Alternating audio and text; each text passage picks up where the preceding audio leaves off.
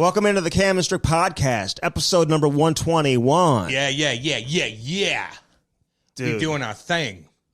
there's people out there doing construction through our window right now. Okay, listen to me right now. It's a beautiful day outside. They're enjoying the sunshine. Can I talk about weather? These guys are doing some Can I serious talk about work weather? out there, I'll tell you that. All y'all out there, Andy and I are from the Midwest. We're in Tornado Alley, baby. I'm actually from the East Coast. You ain't from shit. Originally. We're fucking Tornado Alley, just on the outskirts of Tornado Alley. This is my favorite time of year, besides fall when the leaves change. I like these motherfucking monster storms. I go on YouTube and I go down rabbit holes of tornado videos. Check them out. We're from Missouri. We get fucking tornadoes down here, guys. I know a lot of you guys are scattered around the world, especially in Saskatchewan and shit like that. And there's a couple tornadoes. We get tornadoes in this time of year, baby.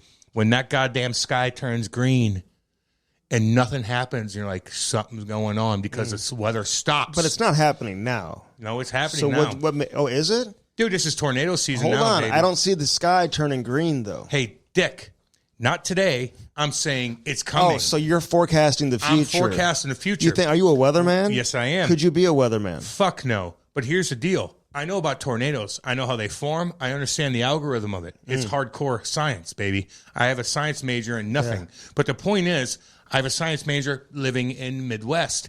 These goddamn tornadoes will show up, baby. We have a listener who keeps, and he's a great listener. He listens to every episode, so we love all the people who listen every single time, man, and support us. I love them all. Okay, all y'all, most important people. But he keeps suggesting. He's a teacher at an all-boys school, by the way. I think in teacher? Saskatchewan. Yeah. Actually, I think he's in Saskatchewan. Yeah. Who's saying maybe we do a feature about, like, you go back to school and get your GED or something like that. I'm like, he wants What's a GED? Like, I think it's like a diploma. I know what it is. I know what it is, Andy. Okay, so I'm like, I don't know if I'll do it. But would you? That's a lot of work. It sounds like it's like Billy Madison style. Like, I don't know. Well, no, you said you would go back to school. Well, Eureka High School would want me back, and I can cruise around. That would be weird, man. It'd be so weird. Like, I'd be the creepiest. No, you don't want to do that. I ain't doing it. No. Can we talk about tornadoes? Damn it! But like, I told if you were to take the classes online, would you want to do that? No. I'm gonna watch tornado videos. That's what I do now. I should point out to people, it's not unusual. There's a lot of hockey players who actually probably didn't finish high school. Well, I didn't need to finish high school to do what I'm doing. Like, we're fucking living on golf courses. What do I need to do? No, but I mean, they didn't tell you when you had your draft interviews with NHL teams. Did they say what kind of education you got? What was your ACT score? Not one. They said, what was kind your of girls SAT score? New York Rangers asked me what kind of fucking women I liked. And I'm like, what kind of women? I'm 18 years old. I'm full of. You were like 40-year-olds I met at Aquavin back in the day wearing a cutoff T-shirt. I want 40-year-old women that will do weird things to me with my cutoff fucking T-shirt on, smelling like fucking BO. Okay, that with no money in my pocket at 18. Although I did have a couple $100,000, but I fucking spent it. I want those women to take me back to the divorce houses and their houses where you live in the wealthy part of Huntley, and I want to make love to them. And then they'll feel good about themselves, and I'll bounce out early in the morning. That's what I did when I was 18, 19 years old. So that's what you want back then. Yeah, I made them feel good about themselves. They just got divorced, and I got $20 million. Was that the weirdest question you were asked by any teams? How many teams interviewed you? A ton. A really? ton. And so... Were you exhausted? I was so pissed. At the end of it, I remember I'm doing it, and So we did like 6-7 teams, and every team talked to me for 40 minutes because I was funny and shit.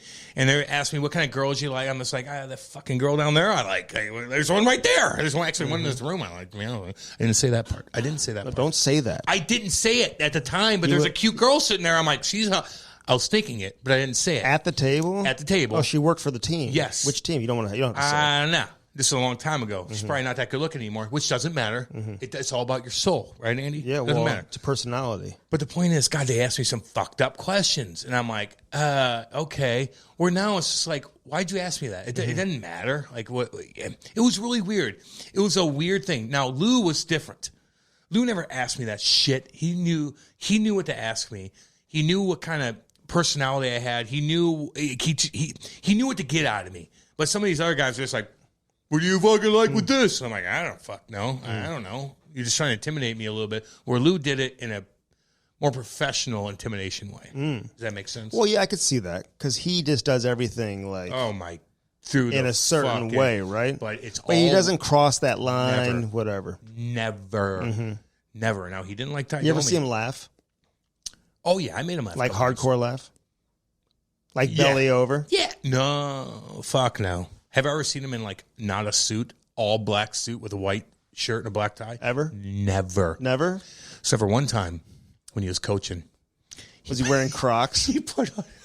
Was he wearing shorts and Crocs? My God. So if Lou came in the locker room. You ever run into him like in the gym at the hotel? No. It's like deadlifting. No, he'd run it off. He's like deadlifting. No, he would lock the door and doing some squats. No, I told you. Can I tell you a story real quick? When I was 21 years old and I get done practicing and I went to the shower and I start showering and this old man walks in.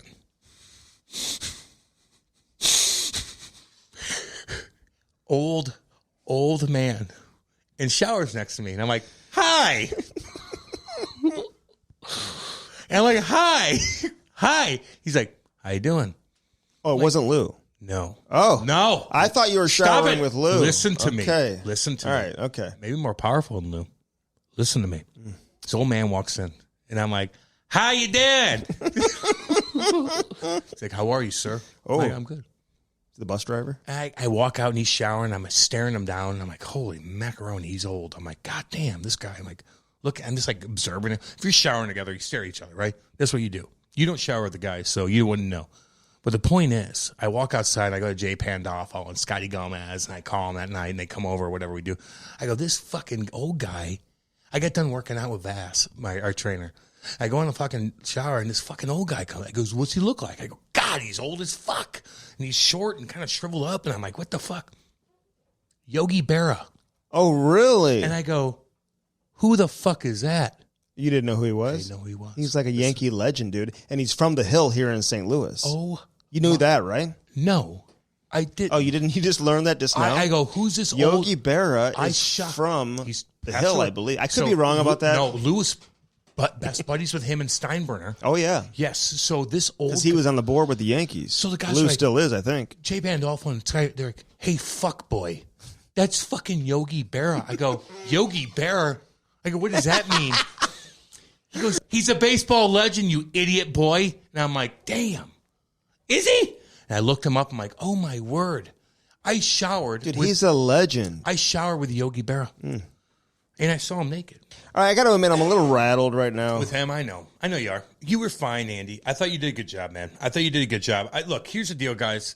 And I know we have a lot of fans everywhere. And I sit back sometimes, guys, and I know maybe I should ask more questions on times, and you text me that, stuff like that. But when I need to let Andy go on things, okay? I can't just be like, hey, Mike, what's your fucking this? Like, I need Andy to dig into You can't him. be like, okay, Mike, Saturday night. Saturday night. You guys just played the Blues. You won the game. Yeah, well. All right, you guys are going out. Where are you going? Who's taking care of the boys? Yeah. Like, I ain't asking him that, okay? You can't ask that? You can't ask that, okay? It's not like we're talking to fucking Sheldon Surrey. You and Barry Smith going out on a Saturday night. Yeah. What kind of pussy you looking for? It ain't the Abbott. Like Sheldon Surrey, fucking Darren McCarty. But some of these interviews, guys, I got to let Andy just do his thing. And I just go, so just that, this was a weird one. Mike was in a weird fuck mood. He's hanging out with goddamn Hitch. And he's golfing. He's fucking golfing. Hey, listen, he's do not quick. schedule your golf tee time during the interview. Like, most people know that, don't they? I mean, yeah. Okay, so listen. Yeah, but he does it on purpose. So here's the deal with Babs. Yeah. Babs, obviously, and everybody knows this, has a reputation, whether good or bad. This is the first time we've had an opportunity to sit down with him, long form, and address some of those, and also talk about some of the other stuff. We didn't just want to talk about that the whole time. Like, it's like all our interviews, man. We just go everywhere. Yeah. But if there's any type of, there's positive stuff we get into, there's, controversial stuff, and you want to ask about it. And also, I do think that some of the stuff, it's only obvious that you ask questions and that he addresses them. But in his mind, I think he's done talking about it, and he does not want to address or talk about some of the issues that all of you want to hear about. So sorry, Babs. I'm not talking about your Stanley Cup runs. We already know about it. So I didn't anticipate that from him. I thought maybe he would be a little reluctant, But I thought he understood, hey, he comes on, he does these interviews right now with everything that's been in the news and whatever, that he's going to, answer the questions. And he did. But he didn't love it. And he couldn't wait for the interview to end. He wanted it over. And then we get motherfucked by Hitch. Well, they're playing golf together, and Hitch comes on. Hitch is just joking. Hitch is one of my favorite people in hockey, man. And I will say this about Hitch and Babs. They're very, very tight. And Hitch has always defended Babs. Can I watch Hitch take a fucking hit on? Can we film Hitch golfing? Hit a golf club? Really good golfer. I think he's a good golfer. Can I see it though? Yeah, there's probably some stuff online. Can I see it? We may find some stuff online. He's probably listening to us. But anyway, so let me ask you this: the line of questions. Yeah. I just think he doesn't want to hear about some of the stuff that's been dragging him through the mud. But it's an opportunity to answer them and maybe clear the air and help everyone understand where you're at and what your response is to some of the stuff. So here's the deal, that's out there. I said this too, and I'll say it again. We know so many ex-players, man. We know so many. We're in the cycle. We're in the game. We have radio shows. We interview everyone. We do this. We communicate on Twitter with people. We call different players. Like Jared Bull called me the other day. We talked. Just like Andy, you're talking to people. We know what people fucking think. Now the current players are different because it's like I don't give a fuck about them right now. But everybody else, we have a fixture of what they think. Mm-hmm. I've never met so many goddamn ex-players that absolutely hate one individual person, and that's Mike Babcock. Yeah. I've never met any. And again, I told you guys, I played a while. I've never hated a coach. And they treated me the same way they treated fucking Kami. And I love Kami, but I was like, what are you mad about with him again? Like, do you treat like shit? I got treated like shit. Like, it's just like, I don't, it's so yeah, but you weird. don't hear players coming out and saying, I hate this guy, talking about any other coach that's out there. Never. And saying, this guy's the worst person in the history. And the worst person. So I wanted to, get his response because other people who know him, coaches specifically, they say he's a great guy. Does a lot of stuff behind the scenes for a lot of people that people don't know about. We asked about Moto. Well, I didn't get to it. I know. Fuck. I didn't get to it. I mean, Mike Modano, he was scratched down the stretch in the season, prevented him from getting to 1,500. We had him on the pod, of course. You want to go back and listen to that one? I was fucking fucked up. I came back from Nashville and I was hungover. My wife hated me. But our point is not to interrogate anybody. Listen, we've had Kevin Stevens on talking about, getting arrested for smoking crack in a hotel room in East St. Louis, hookers, man. I mean, we ask the questions and people answer them. Now, you don't have to answer them. And in the case of Babcock, I think he did answer the questions, but it just got to the point where he wanted to get on to University of Saskatchewan and which stuff we don't give a fuck about. I mean, let's be honest here. The University of Saskatchewan, love all you cats. We love everyone who goes to school there. Love all you. I mean, literally, love you guys. Yeah. But for him to coach that team, no one cares. Sorry, no one cares. It's not a rip on you guys. It's no one gives a fuck. We want to care about why are you such a dick to big dog names, Hall of Famers. And were you? What's your response? Yeah, that's why we're asking. I know. And here's the thing.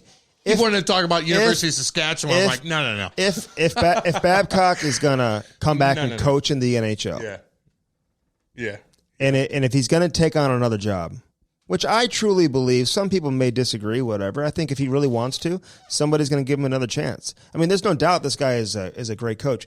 People who bash Mike Babcock will always preface it by saying he's one of the most prepared, one of the most intelligent hockey people ever in the history of the game. Really good. Tactically, strategic-wise. Why don't people hate Scotty Bowman? I don't know, man. Why don't people hate Joel Quenneville? Or Lou? Was anybody tougher than fucking Lou Lamoriello? Well, Lou is more of a man. He did coach, but I'm just saying. Everyone loves Lou. Just letting you know. Yeah, they do, but he was hardcore. He made you shave and do everything military style. Mm-hmm. Who hates him? Who? But I don't think it's out of line. And what I'm getting at is if he chooses to get back into the game and takes on another NHL coaching job, for him to think that he's not going to have to do these interviews again. Are you crazy? I mean, if he goes and coaches in a specific city, Carolina, whether it's Buffalo, wherever you're going, go to Carolina, you won't get it. Unless maybe or Arizona. They don't even talk. We talk about this. I know we'll get into that. You want to get into it because we don't have that much time. Or Arizona, whatever.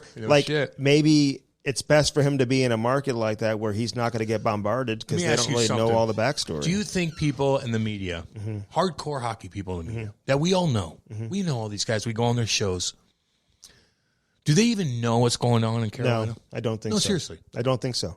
And here's the thing, because hockey it's so different than like the other sports, at least down here in the States. Like people who are national football writers, like if the Carolina Panthers are like 11-5 or 13-3, 12-4, having a great year, they're getting a ton of publicity.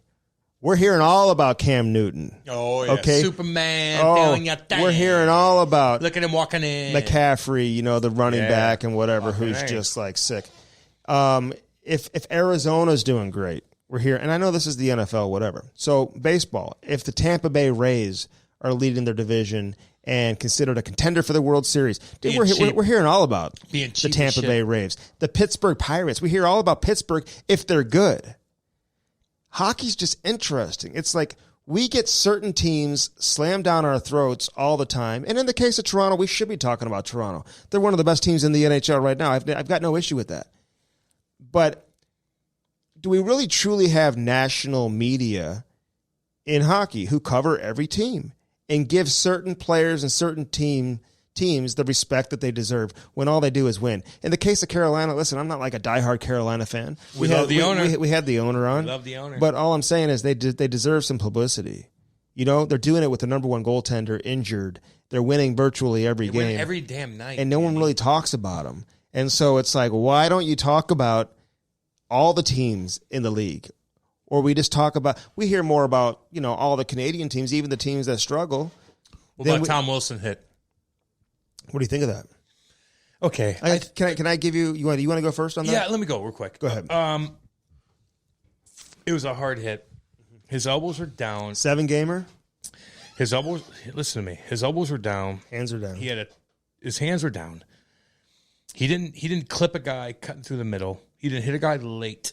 The guy had the puck. Carlo had his head down right at the last second. He's put his head down, look where the puck was, and he just got his head squashed. I've hit guys like that a million times. I know you have. Because it's like, what do you do? I'm going to hit this guy. He's got the puck. I'm going to go hit him. And so you're big. Through the body. You went through it. And made contact with the head. Right. But you hit the head with your shoulder. Mm-hmm. So it's not an elbow, but your head was in a vulnerable spot because you put it down 6 inches. Mm-hmm. If it was up, he would have missed you and caught your shoulder and maybe just caught the glass. But your head went down right at the last second, and he caught you and he fucking buckled you, and he went to the hospital. It's a big deal, and you don't want to see that. Does he get 7 games for that one? Fuck, man. The other day he hit a guy late. Remember I told you that in center ice? Mm-hmm. The guy just like speds in him 1, 2, 3, boom. That one, I think, was a little bit worse because it was an actual late hit. This wasn't a late hit, and his elbows were down, but he just squashed you in the corner, man. Well, here's the thing. Fuck. When it's Tom Wilson, it gets everybody's attention, right? I know. And everybody's tweeting about it. Everybody's talking about it. Oh. And he's got a rap sheet that's longer than Suge Knight. You know what I'm saying? And listen to me, 7 games could be because people are like, no, he hasn't got suspended in 18 months. Well, no, George Peros put a 3-year stamp on that mug. So he said, you get that 20 game on Oscar Sundqvist in preseason when we saw we woke Sonny up, and now Sonny's one of the best players on the fucking St. Louis Blues, Stanley Cup winner, by the way. By the motherfucker. Did that hit wake him up? Fucking A. He was a motherfucker after that. But Big Georgie, which all these people say, George Peros is the worst. He fucking don't know what he's talking. He's so dumb. He's punch drunk dumb. Oh, yeah, do an IQ test with him. Go ahead, wait, time out. Go do an IQ test with George Peros and see if he's punch drunk. You want to do it with me? You could call me anything you want because I'm dumb as shit, and I'll admit it. I don't give a shit. I know where I'm at with that stuff. But if you think Georgie Peros is a dumb person, you're fucking he's not dumb. And it's not just him. There's other people involved exactly. in that. So, listen, I understand. So he put a 3-year deal on that. So I get you. I got you. So that's why he's going to get and you know 7 what? games. And really, since some of those previous suspensions, Tom Wilson's been pretty good, right? He hasn't gotten himself. Caught guys weird. He's caught guys. Still hits. He plays physical. I just don't. I just wonder weird, how he's going to be coming back from this one. Andy. The 7-game suspension, obviously the result of the hit, because, you see a player get hurt that badly, goes to the hospital, all that type of stuff, man. Yeah, I mean, it's a big boy coming in like a freight train. Fucking hard. Into an immovable object. But can you tell me this? Yeah. How does a play on the ice that's that loud. I mean, the puck is there. This isn't a situation where it's behind the play and the referee doesn't see it. Or a clip like Savard got caught. Yeah. Where you need to see the replay over and over, and then you're like, oh, wow, yeah, that should have. There's no penalty on the play. And he gets a 7-game suspension. And then Ovi goes to the refs afterwards, and he says that in the interview. Ovi's like, what the fuck? And the guy's like, that's not even a penalty. We're not even going to call it. You're all good. Yeah, Ovi said this in a quote. And then Ovi's like, fuck this. He's like, that's fucking gutless. He goes, I even talked to the goddamn refs. I said, it wasn't a penalty. There shouldn't have been anything. And Ovi, the biggest name in hockey right now, basically, came out and fucking ripped the refs. The refs are so out of touch right now. Why? You think that he's ripping the refs for not calling it a penalty? No, he's ripping the refs for giving it a 7-game suspension. Well, the refs don't do it. I know, but okay, fine. But the refs who are reffing the game said that's not a penalty. Right, so why would he be critical of them? He's not. He's just making the point that you guys are so out of touch with reality to where these guys say one thing and then they're suspended for 7 fucking games. There's no consistency. Exactly. Like nobody's on the same page. Where we at? And then you get slew foots left and fucking right. What's going on with all the slew foots right now? You motherfuckers. Here's two things. Can I ask you this? Yes. I'm getting wound up. Because let me ask you. I'll calm down. Okay, let me ask you. Because we're seeing a lot of slew foots. Motherfuckers. And I'm just like, is there built up anger with these players right now because they're cooped up in a hotel, they can't do anything? I mean, the other one that you saw the other day on Robbie Fabry. Oh my God. But there's been several others. Right in front of the net too. There's been several others. Do you realize how gutless When did this come back? I'd rather you motherfucking elbow me than slew foot me when I'm not looking and my helmet comes up and I hit the back of my fucking head off the ice and I'm fucked for 6 months because you're a pussy from behind. You motherfucker. Yeah, but I think these. I think this season. I hate it, man. Is one of the more physical seasons. I've never done that to people. This season's one of the more physical seasons we've had in recent memory, man. We got fights all the time. You're talking about the slew foots, big hits. You got anger. You got hatred between certain teams, certain guys. Here's another thing I hate. So the slew foot. If you slew foot people and you're timeout. It's cheap. It's dirty, man. Timeout. If you're a goddamn parent, just like you, watching your AAA boys, Andy. You coach teams. You got Ty coming up. And one of those motherfuckers keeps slew-footing people. You've taken him and you sit him down and you say, you do that again, you're off the fucking team. That's a no-no. Here's another thing. The embellishments. These new refs now come, they call anything. There's so much embellishment. Actually, Chris Kerber made a good point the other day. He goes, these motherfuckers, he didn't say motherfucker, I say that. These guys want to do an embellishment. Don't find them $5,000. Find them 50 fucking grand and see if you want to embellish. Take somebody's stick. It happened in the Blues like 3 games in a row where somebody grabs somebody's sticks, hit themselves in the face, or act like they get hit. Or they fall down. Yeah, if your kid, timeout, if your kid or coach, you coach a bunch of teams, Andy, you do your thing. If you saw some of those kids start embellishing plays like that, you'd be like, nope. Don't do that. Well, let me ask you this. Don't do it. If they put your stick in your legs, you fall down. That's fine. Oh, you can draw penalties, man. Draw penalties. There's an art to doing that. But if they miss your head and you come back, that's so bad for the game. My dad would have fucking killed me if I would embellish shit or slew foot somebody. Yeah. I don't know. I mean, embellishing, I agree. Drawing a penalty. No. If put your team on the power play. Sticks in your legs, you fall down. Yeah. I get that. You feel a stick, man. And you jump over it. You fall down, man. But if somebody barely touches you and you fall down. It's like flopping in basketball, soccer. It's like flopping in soccer. Yeah. The biggest, weirdest thing in all sports. So weird. The weirdest thing in all sports isn't football, isn't basketball, isn't soccer. It's soccer and the weird pussy. But they act so weird. They act like they just are so seriously hurt. I don't get it. I can't take it. I want to watch women's soccer. The women don't do that. They don't do that. Way tougher than men. Today's International Women's Day, by the way. Fucking right. The women are tougher than men anyway. I told you I just coached that all-girls team that beat the shit out of that fucking all-boys team the other day, and they were winking at me while they were fucking beating the shit out of these guys, and I loved it. And all the little boys were crying their daddies like, nah, the girls are beating me up. But in the case of Tom Wilson, so he delivers the hit, then he fights twice in the game. He did. He fought Tenorti, and then he fought Trent Frederick. Just like his daddy was tough as fuck. I like that Tenorti. Tenorti's a big boy, too. And he's new to the team. He's trying to get their attention, I met his wife down in Nashville underneath the gate. Sweetest woman in the world. Cutest kids in the world. He played for Nashville. Big boy. His daddy was, remember his dad fighting Robert back in the day when he played for the North Stars? Yep. Woo, toe-to-toe, boom, boom, boom. Don't flop. Don't slew foot. Stop. The game has to. We got to stop that. And these refs are so young now. Timmy Peel's retiring. All the old school cats, they're all retiring, Andy. So you got these new school guys. You got some younger guys, man. Like, and they call everything. I'm going to call this. I'm going to call that. I'm going to call everything I can. Oh, is it a high stick 5-minute major? Well, he didn't hit me because I embellished it. Now the whole game's fucked because of that. So just shit needs to change, man. If you embellish, you get 50 fucking grand fined. Chris Gerber style. They never call. Well, you can't. That's got to be like CBA, like negotiated all that stuff. Well, yeah, Andy, I'm not going to write a fucking rule finding down. A guy $5,000 does nothing. Like Ovi, hey, I'll tell you what, got $5,000. If somebody would have speared me and announced like that, I would have lost my mind. That's so gutless. Dude. Yeah, I love Ovi. Is it gutless or is it this? Let me ask you. Go ahead. If a young kid's, you're one of the greatest players ever, and this kid's in your face. He's on the ice with you, homie. And so what are you supposed to be in your own world? Let me ask you. Go ahead. So he drops the gloves, and then he's like cross-checking you. Like, that used to be an old school play the guys would do all the time, and he really got him. And I'm not like condoning it and saying that he should have done it. And I love Trent Frederick, but we're also talking about one of the greatest players in the history of the game. Who's like, get the fuck out of my face. I completely agree with that. No, get the fuck out of my face. I don't have to fight you. Now, if Trent Frederick on that first play should have got a penalty. You drop your gloves and you grab somebody and play. I thought that was an automatic penalty. That's an automatic penalty. Now, if he didn't drop his gloves and said, let's go, and it said, fuck you, and then left, that's not a penalty. But you dropped your gloves and you actually grabbed Ovi.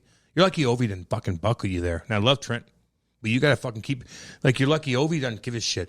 But if you spear a guy in the nuts and you cut their fucking sack open because they barely cross-checked you and they're getting in your fucking kitchen, that ain't right. Reaver got cut in the midsection. Did you see that? Nutsack? He may need some of this Daredevil like clothing that we're going to be talking about soon. Daredevil hockey, check that out. It's cut resistant. Yeah, that's what he could have used there. So I don't. But see, San Jose, they call up a tough guy though to play against Vegas. That's old school. Yeah, it's great. Are we bringing that back into the game? Is it creeping back into the game? I don't know, man. The game's too physical and too fast to not have a guy to. No, you can't just be there. You got to be able to play. So if you're tough and you can stay up for your teammates and you can play, so what? Bring him up.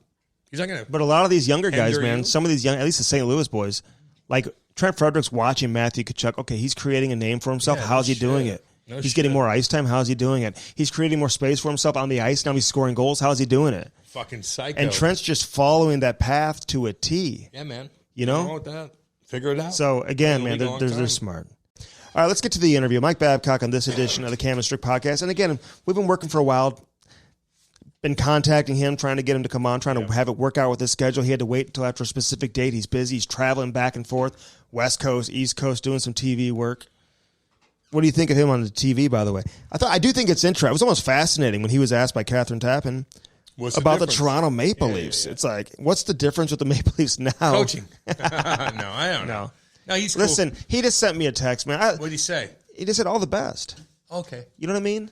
So it's that's his style. No, I know. So, but you know what? Listen, I think he's a dick. Put yourself in. I don't know what they'll say. Put yourself I'll say that in the shoes of somebody who's constantly, even if they brought it on themselves or not, who everything that about them that is public is negative. Like that has got to just wear on you. Kill me, and I know everybody likes to say because of their, I'm bigger than that mentality and I'm bulletproof when you're not.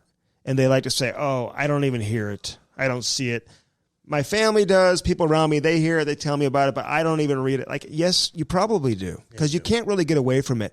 And I don't care who you are. I don't care how much money you have, Cam. I don't care how successful you've been. I don't got that much. That has got to hurt. Oh, yeah. It's got to hurt. Fuck, I hate whether you're responsible for it or not. It's got to hurt. I hate when my cat looks at me weird. And I'm like, oh, sorry. Did I not put a nice blanket for you? See, that doesn't hurt me. Like when Blay is like, he's all muddy and Blay's trying to come in the house. I'm like, no. Well, you're an asshole. Now he's staying outside all day because of the nice weather. Stop yeah, because the nice weather. He's loving it, actually. He's loving it. Poor fucking mood. The dog doesn't need to eat one of the Whitehorn sheep went into labor.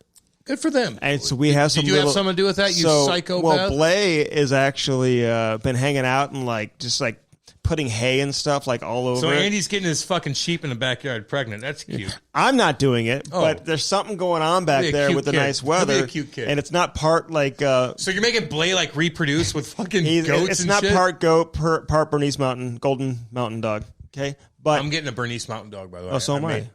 Wait, no. Well, I have one actually. No, you have a golden fuck doodle. He's a Bernese Mountain Dog. No, he's not. Have you seen how he handles the elements? Andy, how he doesn't come inside. You got a golden doodle, just like all the other yuppies in your fucking Huntley, fucking Wealthyville. They all have fucking golden doodles. Okay, I'm getting a fucking Bernese Mountain Dog, and they're kind of pussy too. But they shed a lot. Now get the mini. Don't get the big one. All right, let's get to the interview. Let's go.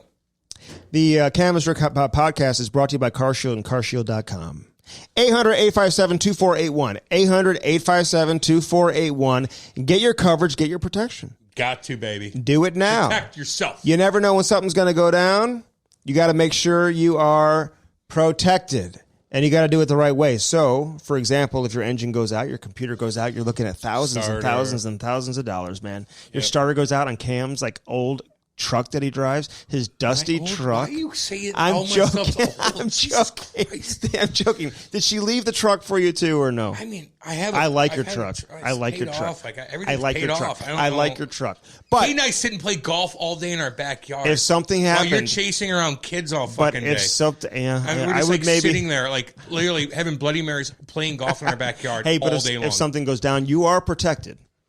Oh my God, you are protected because you have CarShield. It's embarrassing if you're not, by the way. Well, it is. So fucking and listen up to us, seriously.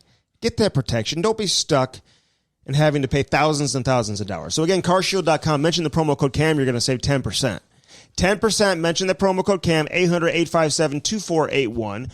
Carshield.com is the website. So be sure to check that out. All right, Bud Light Seltzer, baby. You know all the flavors. Strawberry, lemon, lime, pineapple. Am I forgetting a couple? Mango. Oh, motherfucking mango. He's banging pussy like no other. I'm just saying. Yeah, I don't know if you should say that. I don't know if you can say that. I said he's banging lemonade. Yeah. Like I put a picture of my wife and I up, and they said, "Is this lemonade and mango?" Somebody put that up. See, our listeners, man, are very quick. Andy They're very has no quick. idea how to do Instagram. So Andy will do 5 pictures on Instagram. One's awesome. And you put it in the first. I'm like, I love that. I like it. And I'll put like a cute smiley face, like I love you guys because I love. You put like an American flag or something. Or I'll put an American flag, like that means like fucking A. And then Andy will take 3 more pictures. Wait, what does the American flag mean? Fucking A. Is that what it means? Yeah, means fucking A. Like I love you. What does like the hang loose sign mean then? I don't give a shit. I put American flag down like that. If I give you an American flag, that means like fuck yeah, baby. Okay. What's up, baby? Let's go. But Andy takes a cute picture of him and his lovely wife, who I absolutely adore. I love his whole family 10 times more than him. And then he takes a picture, and he does another one where his like wife's looking down. And he takes another one where Andy's looking. Like, stop doing that. You want your Instagram to get posted up? She didn't like that either. You want your Instagram to get you can't do that. It got a little bit crazy. I'll give you an example. Kate and I do Instagram posts. Like, we'll look at it for 20 fucking minutes and be like, what do you think? What do you think? Really? You put that much attention on it? Yeah, that's why I don't even think about it. Well, no wonder. No one likes your shit. That's why you don't have any followers. I don't even think about it. Well, you have to think about it. It's like thinking about doing a good podcast. It's like thinking about doing a good radio show. You put that much into your social media. Kind of, yeah. I do need somebody to create a social media profile picture for me. You know, you can do really cool ones nowadays. Why do you need somebody to do that for you? Because like I'm not computer savvy with that type of stuff. So what do you need? So people can kind of. How about you just post something to you and your wife or something? No. I need like a cool little an action shot of you like animation type writing thing. a note down for somebody. Like, get the fuck out of animation. Somebody will come up with something. Okay, it's not going to be cool. It's going to be something chirping you, dude. Well, let's see. We'll wait and find out. Like what kind of cool thing do you want? Like you with a king hat on, or you with like a Blues jersey on, like I played, or what do you want? I wrote an article down one time and you post it about Wayne Gretzky. Dude, it doesn't have to be hockey.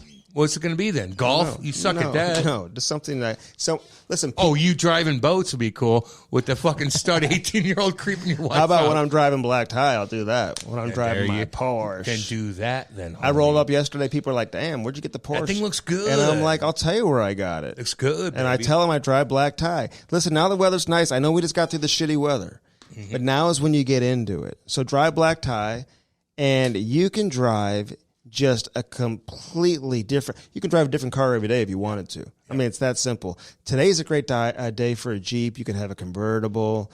You can drive that G-Wagon. You can get a Porsche. You can have a Maserati. There's so many different options. And if you're on a budget, you want an economy car. Their economy cars are beautiful too. Nice SUVs, Jeep Grand Cherokees. God. Yes, anything. So if you want some sporty, like Kate and I went to Hawthorne Grill. We got kind of middle of the woods, this cute little area, man. Like, it's just fucking awesome. And I'm like, damn, I don't think about my Corvette anymore. It's kind of a waste of money, but it was fun. I got much like 15 tickets, but I'm like, fuck, I wish I had that Vet right now, man. Take that fucking thing, top off, go down the Hawthorne Inn. So I'm like, fuck, black tie. I go, hook me up. Yeah. Cruise right down, take the Corvette down, take the Lambo, whatever they got going, the G-Wagon. Is the Vet like a Hoosier sports car? Is that what it is? Or is it nice? No, Vets are... Well, the Vets are... Because I kind of like them. Ty loves the Corvettes when we see them on the road. No, Corvettes are kind of like Cadillacs. Listen to me. But they have a different design, man. They look really badass. Cool. There was a guy who was parked in front of me yesterday. It had to be like a 1970-something Corvette. It was like a classic car. So if you're going to get a new car, get a new Corvette. Really? So you can't get a Porsche because those are like $100,000 range. So a Corvette's the coolest of the Mustangs. What do those cost? Listen to me, motherfucker, and I'll tell you. Corvettes are the classiest of like the American kind, right? So if you get a Corvette, it's better than a Camaro. It's better than a fucking... Well, yeah. So let me explain. Thanks. So if you get a brand new Camaro, like if you get a brand new Corvette, they're way better. So a Mustang, those aren't $100,000. That's what I'm asking. Corvettes might be, but if you get a brand new Porsche or something like that, it's gonna be way more. But the Corvettes, are not necessarily, dude. The cool ones. If you get the best of the best, like you, Andy, stop. Now you can get into a new Porsche for under $100,000. Yeah, it's a shitty kind with a small engine. There's no such thing. It's a pussy engine. No such thing. What are you talking? It's not a twin turbo. Get the fuck out of here. You don't know what the fuck you're talking about. Okay, so, hey, tell me about boats, will you? Explain to me what the cool boat is. I don't think you're right about it. I don't think you're right about this. I don't think you need $100,000. No, you don't. No, but I'm talking about brand new stuff. So if you get a brand new Firebird, you get a brand new Firebird. Andy, who's driving that? Listen to me. Homeboy, the new Firebirds are actually pretty cool. Are they? Yeah, they look like they have the eagle on the front. Oh, that's cool. They're really cool. I used to have that. Who makes that? Is that Ford or is Pontiac? Pontiac, the Firebird. Fucking, you are in a hole. Yeah. You live in a richy little pussy hole. You don't know shit. So if you get a Camaro, Mustang, Firebird, like Corvette's better than that. But if you get a Porsche, I used to drive a '72 Mustang back in the day, dude. Yeah, okay, you did. It was orange with bullet holes in it. And you're so gangster. No seatbelts. You're your little preppy boys from fucking wealthy part of Fuckville, and you guys are hanging out, gangster rapping it up, and everybody's making fun of you. Those guys are looking at you like, I was telling you, you're buying my CDs. I was telling you about my turntables at home, and you were having a hard time. Those guys are cool, and they look down upon you. Who does? Hey, I was telling you about my turntables. Yeah. I'm going to do a video of that, actually. Yeah, cool. Put some records down. Put it on your fucking Instagram. Put some wax down. Stop taking dumb pictures. Get a good picture. Get a good picture. I had a good picture. Do I got to tell you how to do your No, but I had one good picture in there. Yeah, but you had 5 bad ones. And your poor wife's like looking down, like coughing up some poor woman. I was just kind of like... She still looked 10 times better than you. That was like 5 hours later. I mean, don't... Like, my wife would be like, no way in fuck are you posting that. You got to show your wife the she pictures. Didn't. No, I know. You have to show... That's what I do. She was like, why would you post that? I'm like, I know, I'm like, well, I don't know. It's like 5 hours later, you know? I'm just no one's looking at it anyway. It's all good. No. God, no one's looking at it. Dude, you read way too. See, no, you're social, but I need to start taking it serious. I know. I told you. I don't take it serious. That's why my shit's blowing up. I'm just like, whatever. You love Twitter. Like, Twitter's cool. Like, Twitter's like the nerdiest shit. I had some good world. tweets last night. If you're good at Twitter, it just means that you're outspoken. If you're good at Instagram, it means you're cool looking. I will say this. Just remember that. I will say this. Yadier Molina. Well, it was awesome. That was awesome. Yes. Yadier Molina. We don't talk baseball in here, but I'll tell you this right now. Go on John Boy and look up John Boy. I don't even Who's John Boy? I'll tell you right now. He's the one that does. I know, but who is he? He's a guy that loves baseball. And the only reason why I even get into fucking baseball because it's so goddamn boring. Because of John Boy? It's because of him. He takes these clips and he dubs them out where you could hear what they're saying. And he drowns out everything else. And he has these the best part about baseball is the interactions. I would like that part. So he has all these interactions in baseball. It's named John Boy on social media. Okay, so let me say what happened. Yeah. So Molina, this young kid who I guess is like a fast, base stealer or whatever. Yeah. And so he's got a big lead off of first. Yachty, snap throw down the first base line. Runner safe, takes his gold chain off, gives it to the first base coach. I hate that. So he starts giving the finger wag like he's Dikembe Mutombo or something like that. Yeah, and he's like, no. To Yachty, like who's, obviously a goat when it comes down to he's a fucking catching, dude. And he loves hockey too, by the way. He does. Oh yeah. No, I've interviewed him at Blues games before. He loves he's been to games. And he's so nice to us. Oh, he does. He's so cool. He is. So anyway, So Yachty's my favorite player on the team, just 100%. because he's just a cool ass dude. Cool and my buddy actually lives right next door to him. He's always got stuff going on in the backyard. Is this a story? No. So listen, what are you doing? So you're boring. So everybody. he's baiting him, basically like, go ahead and go, dude. Yeah. So some young stud steals on him, tries to, and Yachty just throws it down to second, whatever. Got him like 2 steps ahead. Way then ahead. Yachty stares him down. Sit down, and the guy boy. wouldn't even look at him. I know, pussy. So you don't. Hey, all you fucking guys, stop being. Look, I want creative people in hockey. And you don't like young guys chirping the goats?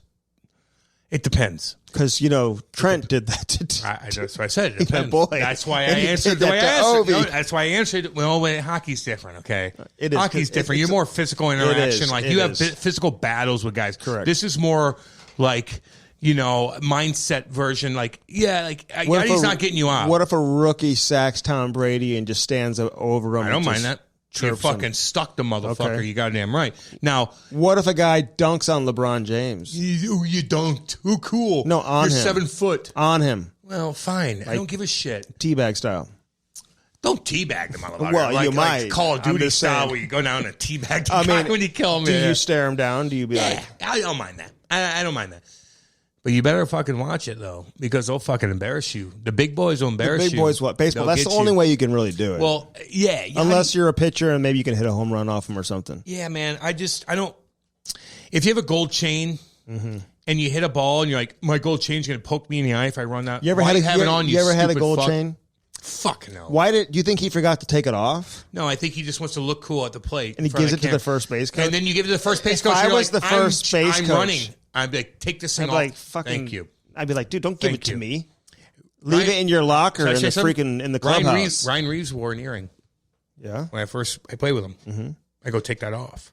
You did? Yeah, because it's going to get ripped out. Oh, well, that's for safety. Yes. Okay. And it looks stupid. Well, no. On the ice. Well, I was just seeing where you're going with that. Oh, it looks dumb on the ice, too. But off the ice. Fucking. I used to wear one in high school. Did you? Yeah, I poked in I got a fucking ear infection. I used to wear earrings because it was like, I want to be different. But if you wear an earring on the ice, and I punch you right in that motherfucking ear, dangerous. that thing's going to cut you right the fuck open. Yeah, I'm going to try to punch you in your ear because of that. All right, so dry black tie. Yeah. Okay, and do all that. We got lots of hats everywhere, camandstrick.com, where you can go there now, click on the link for keepithandsome.com. This is how easy we make it. And then it takes you right to the Keep It Handsome website. Great cause, fights bullying. Oh, God, we're all about the anti-bullying. Get that shampoo, get that conditioner, get that Fight Ugly hoodie, and get those Fight Ugly Cam and Strick hats available right now. God dang right. Especially if you're single. Available you wear now. that, girls going to be like, who's available now? Who's that one sexy guy on the left? That's right. Who's that sexy guy with the gap tooth on? Depends which way you're looking. No. Depends which way you're looking. Who's the little guy and the big guy with the gap Pronger tooth? used to have the gap. He doesn't have the gap. One of the listeners pointed that out. His hair grew back a little bit, too. I don't know why you keep saying that. I didn't notice that. I didn't notice that. I'll say it again. He always had the hair. I even told him that. Your hair's growing back. But he always had the hair. No, he was losing it for a bit. Was he? Andy, I pay attention to people's hair. I mean, I can't believe how you just... I pay attention to people. And yours is getting gray. I pay attention to people's hair. Are you evaluating people? I evaluate people's hair. I don't like people who do that. Oh, I'm sorry about that. I'm sorry about that. Okay, so keepithandsome.com. Mention the promo code Cam and Strick. You're going to save 15%. Go to the camandstrick.com website. Hit that link for Keep It Handsome, or just go to keepithandsome.com. All right, can we talk about my boy Dan Bellman here for a minute? Oh, Lord. I mean, this guy is... Speaking of pimping. This guy, pimping ain't easy. It ain't easy. Okay, I'll tell you that right now. Unless you're Dan Bellman, then it comes natural. He's cool as fuck. Cadillac, Buick, GMC. I'm waiting on that Escalade, Dano. Can we talk about this? Can we talk about this? Although, the full extended ones, those are great for stuff.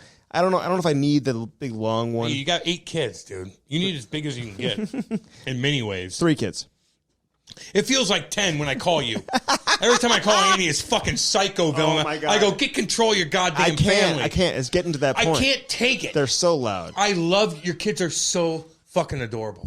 Little Ivy, your wife posted. Oh my God. Oh my God. She's like, hi, mommy, what do I have? And she's like, I put stars up for you. She's like, oh, can I show Ty, please? Yes. Oh my God. And then she wanted to show me too. Oh God, I love her so.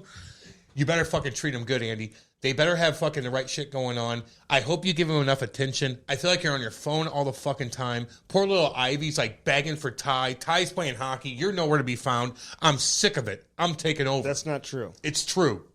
Poor girl. Look at this little dude. What? Oh my God. He's got big lips. He looks like Taylor Hall with those lips. He's got those. Taylor Hall's hey, he might suck at hockey right now, but Taylor Hall's a handsome motherfucker. Taylor Hall, he just scored his second of the year. Ty looks. He's got those big fucking flow. He looks nothing like you. Ty looks. Oh, we look exactly alike. You look nothing like your kids. That's not true. Besides Chloe, you look nothing. Chloe and Ty look. No. Chloe and Ty look like twins. I know how to evaluate. They look like twins. Chloe's your daughter. I don't know about the other two. That's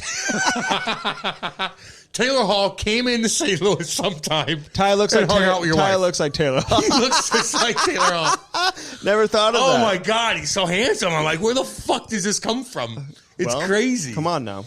It's crazy, man. The apple don't fall too far. I just hope that you know.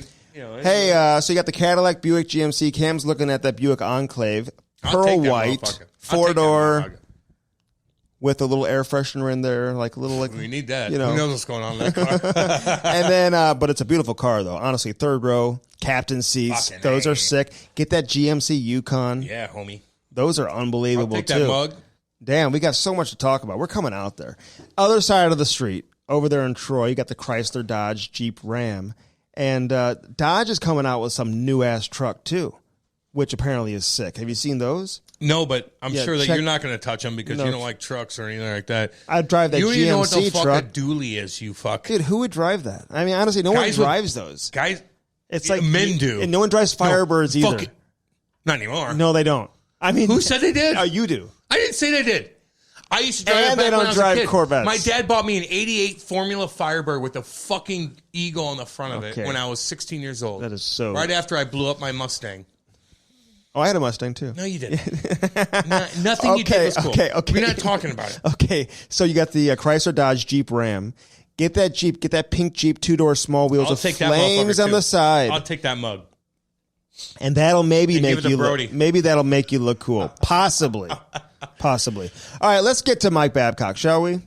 Who? Mike Babcock. And fucking he Hitch. just said. Oh, Jesus and a Hitch Christ. Comes in at the end. You? Yeah. Well, Hitch hasn't yet. Babs did. All the best. We get it.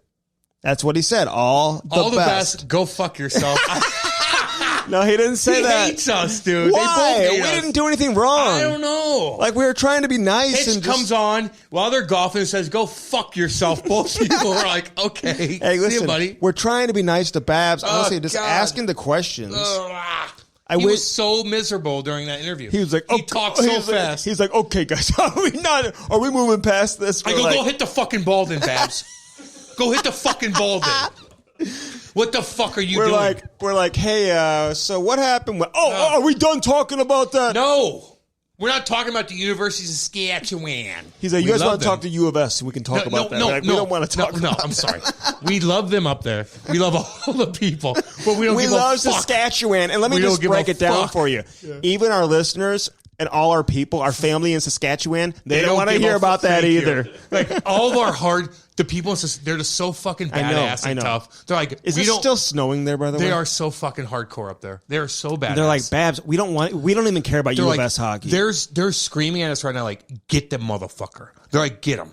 And we did, but he ain't handling He's making like 5.8 for the next several so don't years, feel sorry man. for him. I don't feel sorry. No one should. With any of these coaches. You don't feel sorry for coaches, dude. I'm sorry. You just don't. Well, I feel sorry for anybody that gets like crushed publicly all the time because it has to be hard. Dude, I've never met so many people that hated If it wasn't hard. I've never met so many players that hated one I know, person. but if it wasn't that hard, he would just be chill and be like, yeah, ask me whatever, man. I know, I don't give a fuck. I'll tell you. Todd Bertuzzi I'll give you the answer. Todd Bertuzzi's like, hey, here's what's up. And we're praying for Dino him. Cicerelli. And we're praying what's for him. up. Oh, listen, yeah. Praying for all these guys. Yes. Look, we get committed. Listen, and when Andy and I talk to guys, I'll tell you this right now, all you guys, man, and we love all you, man, and we listen to, we hear you out. We get connected to these guys. Now, some we do, some we don't, but most of the time we do. Yeah. Todd, Dino, fucking... They're part of the Cam and Strick family, Darren man. McCarty. How about some of the GMs? How about some of the owners that were fucking... old boy from the New York Rangers that I heard though, Vegas, like the GM and stuff, and they weren't happy about some of the stuff that our boy Bill Foley had to say. What'd they say about that? I don't know. I just heard they weren't really Man, happy. well, whatever, dude. He's the owner. When you're the owner, you say whatever you want. It's like when we get Tom on. We get Tom Stoneman on. He's going to say whatever he wants. Do what you do. Let people know what you think. You do you. I want you to be real. Hockey's so like, oh no, we have to all look the same, talk the same, and be the same. Be a robot. No, fuck you. No. Not on this show. Okay, so how was it coaching in Detroit? Tell me about what was your... I hate these are lazy questions. These are... and I'm not a journalist. Talk about your time in Toronto. Yeah, that's it. Or like, how was the feeling winning that cup? Well, it was pretty good. Why would you ask that? How would you say, no. How was it feeling whenever you got done winning the cup and you went back and you guys are partying that night and then the Stanley Cup broke? Tell me that. What happened after that point? Yeah. Or something specific. Okay. Well, give me that feeling there. Like, I know what he's going to say. It was just such a weird feeling today. It was a weird feeling. What was your feeling with Mike Babcock? It was... he got uncomfortable, so it made it uncomfortable at Very times. much, dude. But like, actually, we're Mike, like, okay, Mike, settle down. Mike settled. I thought he was joking. No. At first. He was dead serious. Mike, just relax. And we're like, relax, dude. Go hit your fucking ball. Hey, you're coming. I go, Hitch ain't hitting the ball We're far never anyway. going to treat you the wrong way. Hitch ain't hitting the ball far anyway. No, he is. No, he's not. You have an issue envisioning Hitch golf. He's not. Yes, he is. Then prove it. I said fucking film that fucking I drive thing. at 200 yards at Topgolf, so that's Which is not that good. I'm probably like a scratch. And Andy, 200 yards? Okay, let's get to the Oh, my God. Hey, can you please give us your feedback? Please. Listen, God, you're going to have to hear this before we fucking do this. I need therapy after this. Wow, I know. I'm rattled, too. I'm rattled. What's going on? The construction people next to us, they're rattled, too. You know what I'm going to do tonight? I'm like, hey, what do you want to do for dinner? I'm like, fuck. I'm going to fucking Popeye's chicken. Oh, my God. I'm going to get okay, can I chirp you for something? I'm going to get a 30 rack of fucking extra crispy chicken. On International Women's Day, you're going to do that. Popeyes. Okay. I'm going to get it, and Kate's like, fuck yeah. And then we're going to get chicken. I'm going to get 2 bottles of wine, and we're going to go in our backyard, and we're going to putt around, and we're going to love each other and with laugh. Popeyes chicken? And I'm going to listen to Pink Floyd. Where do you get the original recipe? I'm going to listen to Pink Floyd, Shine On You, Crazy Diamonds, for 15 fucking minutes. I'm gonna spin some records on the ones and twos on my turntables. I want Pink Floyd tonight, baby. I want the long. Okay, hold on. What? Original. Do you get the? Why do you eat spicy. that? I get both. The other day, just real quick, it's so good. You were in the drive-thru at McDonald's getting cheeseburgers. What is wrong with you? 3 in a row. Because I get done. So I don't. I thought you were working out. I'm jet. Want me to take my shirt off? I thought you were. You want to do a picture and show everybody? Like, what do you want me to do? I'm fucking jacked as fuck. But I do go to McDonald's a lot because... Why? I don't You're like a child. Let me explain, dick. I don't like to eat before I do my radio show, which is every day, unlike you. And I think I'm listen, unlike you. But I'm on like every single day right now, basically, for about as long as you are. Sure. I have my own radio show every fucking day. But I don't like to eat beforehand. So afterwards, I'm like starving. So I'm like, what's the easiest thing before I go home and do shit? I go buy Mackie Days, and you get 3 burgers for like $3. It's so bad for you. It's not even real hamburgers. Yeah, I want to look like you, though, Andy. Tell me how to look like you. For fuck's sake. Stop eating that. Get something healthy. I need to stop other things before going once every 2 weeks. Put that on the list. You said 3 days in a row, dude. Yeah, it might have been like 2 days in a row. Yeah, stop doing that. It's a snack. Okay, Mike Babcock. Listen, we enjoyed this conversation. We go in depth with Babs on the Cam and Strick Podcast. Hello. Big Mike. What's up, Babs? What's going on? Oh, I'm just playing golf with Hitch. He's taking all the money. Oh, my God. We got to get through this interview. I got to get back some cash. It's hey, 9, honest to God. Tell Hitch to answer his damn phone today. And it is uncalled for. And I knew you'd be hanging out with him in Palm Springs because I was wondering who lived there first. Was it you or him? No, I don't live here. My wife's come here with her sisters for years.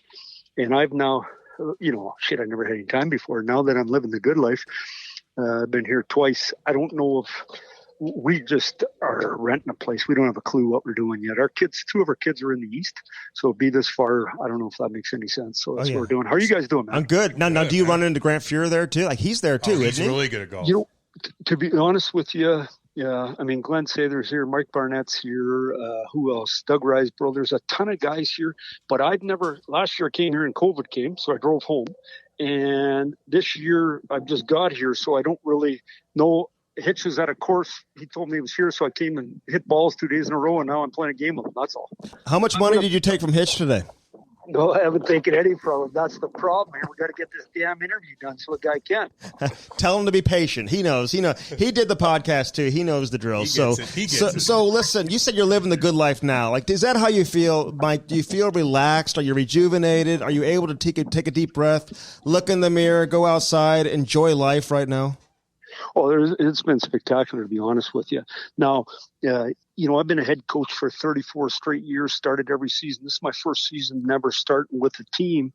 What you find out is by doing some work at NBC and following the league that way, you find out the guys are under the gun. I didn't realize when I was coaching. You just did what you did. You got up in the morning, you went to work, got home, saw your family, went on with it. And so this has been spectacular for my wife and I. And with COVID, and it's a terrible thing to say, but because of Zoom, you get to be around your kids way more too, especially older kids like mine. And so that part's been spectacular as well. Yeah, the Zoom thing helps. Like, if anybody asks you to go into a meeting and they want you to see you face to face, you're like, no, why don't you just put your phone on and I'll look at you through your phone? There's no reason for me to drive 15 minutes. The only thing I'd say to you, though, is that personal interaction. Like, if you're a young person, my youngest one is in grad school, and so they've already been through undergrad. And that, I feel terrible for high school seniors, for people in their undergraduate degree. They want interaction, that need that social stimulus. Like, we're all social beings. You want to be around people. You want to interact. You got a way better read on people. If you and I are in the room having this conversation, you have a way better read on me than over the phone or over Zoom. Well, get on that private jet and get over here real quick, man. We're waiting for you. Yeah, exactly. There's none of that anymore, boys. Hey, you mentioned the NBC thing. I mean, be honest. Like, you enjoy doing it? You like it? Like, what is it? What you expected it to be? You know what? I really like it. Sharpie Jonesy, Liam, Catherine, they're all really good people. They're fun to be around. What I like about it is the preparation a couple of days in advance. You get dialed in on the teams. I talk to the head coaches, which is fun. And, you get to see it through their eyes. And then I go back and I look at the game and see what they're talking about. And I try to bring that forward. So I enjoy that part. The other thing about it is you're not getting to the rink at 5:45 in the morning and getting home at, after, like, it's a different program totally. And so when you think of that, now, obviously, if you couldn't afford it, or if you hadn't done it for a long time and you had some things you wanted to do, it'd be a different feeling. But right now, for me, it's been real good. And my gig at the University of Vermont this year was spectacular. Todd Woodcroft's doing a heck of a job there, trying to build a program. But for me to get the coaches, and then be around the players a little bit was a lot of fun for me. Okay, so I got to be honest, watching you the other night, because I think you did the Blues Anaheim game. We didn't do the game that night. It was the NBC game. And, like, they're asking you about the Toronto Maple Leafs, and I'm like, wow, this is kind of interesting watching Mike Babcock take a question and ask to break down and analyze the Maple Leafs. Is that even a little bit weird for you? No, initially, so when I first got fired, I went hunting, then I went to Vail, then I came here, and I didn't watch hockey last year until the playoffs started. And then I'd sit in my tiki bar, and because we were building a program for Vermont, we'd break all the games down, and then we'd talk to the coaches about it and do it that way. So that would have been harder. Now I'm just cheering for them, hoping they do well. Like, I'm a big fan of some of those guys, and contrary to popular belief, we did a hell of a job over there. We took the team. It wasn't any good. Made sure we got the first overall pick, and then they made the playoffs 3 years in a row. We didn't have playoff success. Yeah, I understand you pay a price for that, but when you watch those players that we were able to help develop, they're good players now. They're coming of age. They're a dominant team in the league, and they got great depth. They have the puck all the time. They're fun to watch. Why wouldn't you watch them? We want to hear about this tiki bar, by the way. Yeah, where are you at with that tiki bar? Like, explain that to me. That tiki bar is as good as it gets. So I live on the water in Michigan, so it's pretty good. It's right about 2 feet from the water. If it's raining, you can fish for bass right out of it. The slalom course is right in front of the spot. You go down there every day. You turn on the TV, you get the sports. You can hook your computer up to the screen. It's a grind, fellas, but someone's got to do it. I hear you. So okay, you think of you're hockey 24/7. So you do have other activities that you like doing. You're a fisherman. You got a boat. Like, explain some of the stuff that you like to do. No. I'm different than a lot of guys. A lot of guys are going to die in the National Hockey League. And don't get me wrong, it's spectacular. You're around the best athletes in the world trying to be better. And it's competitive and it's fun. And it's great to be around. On the other side of that, I got a spectacular family.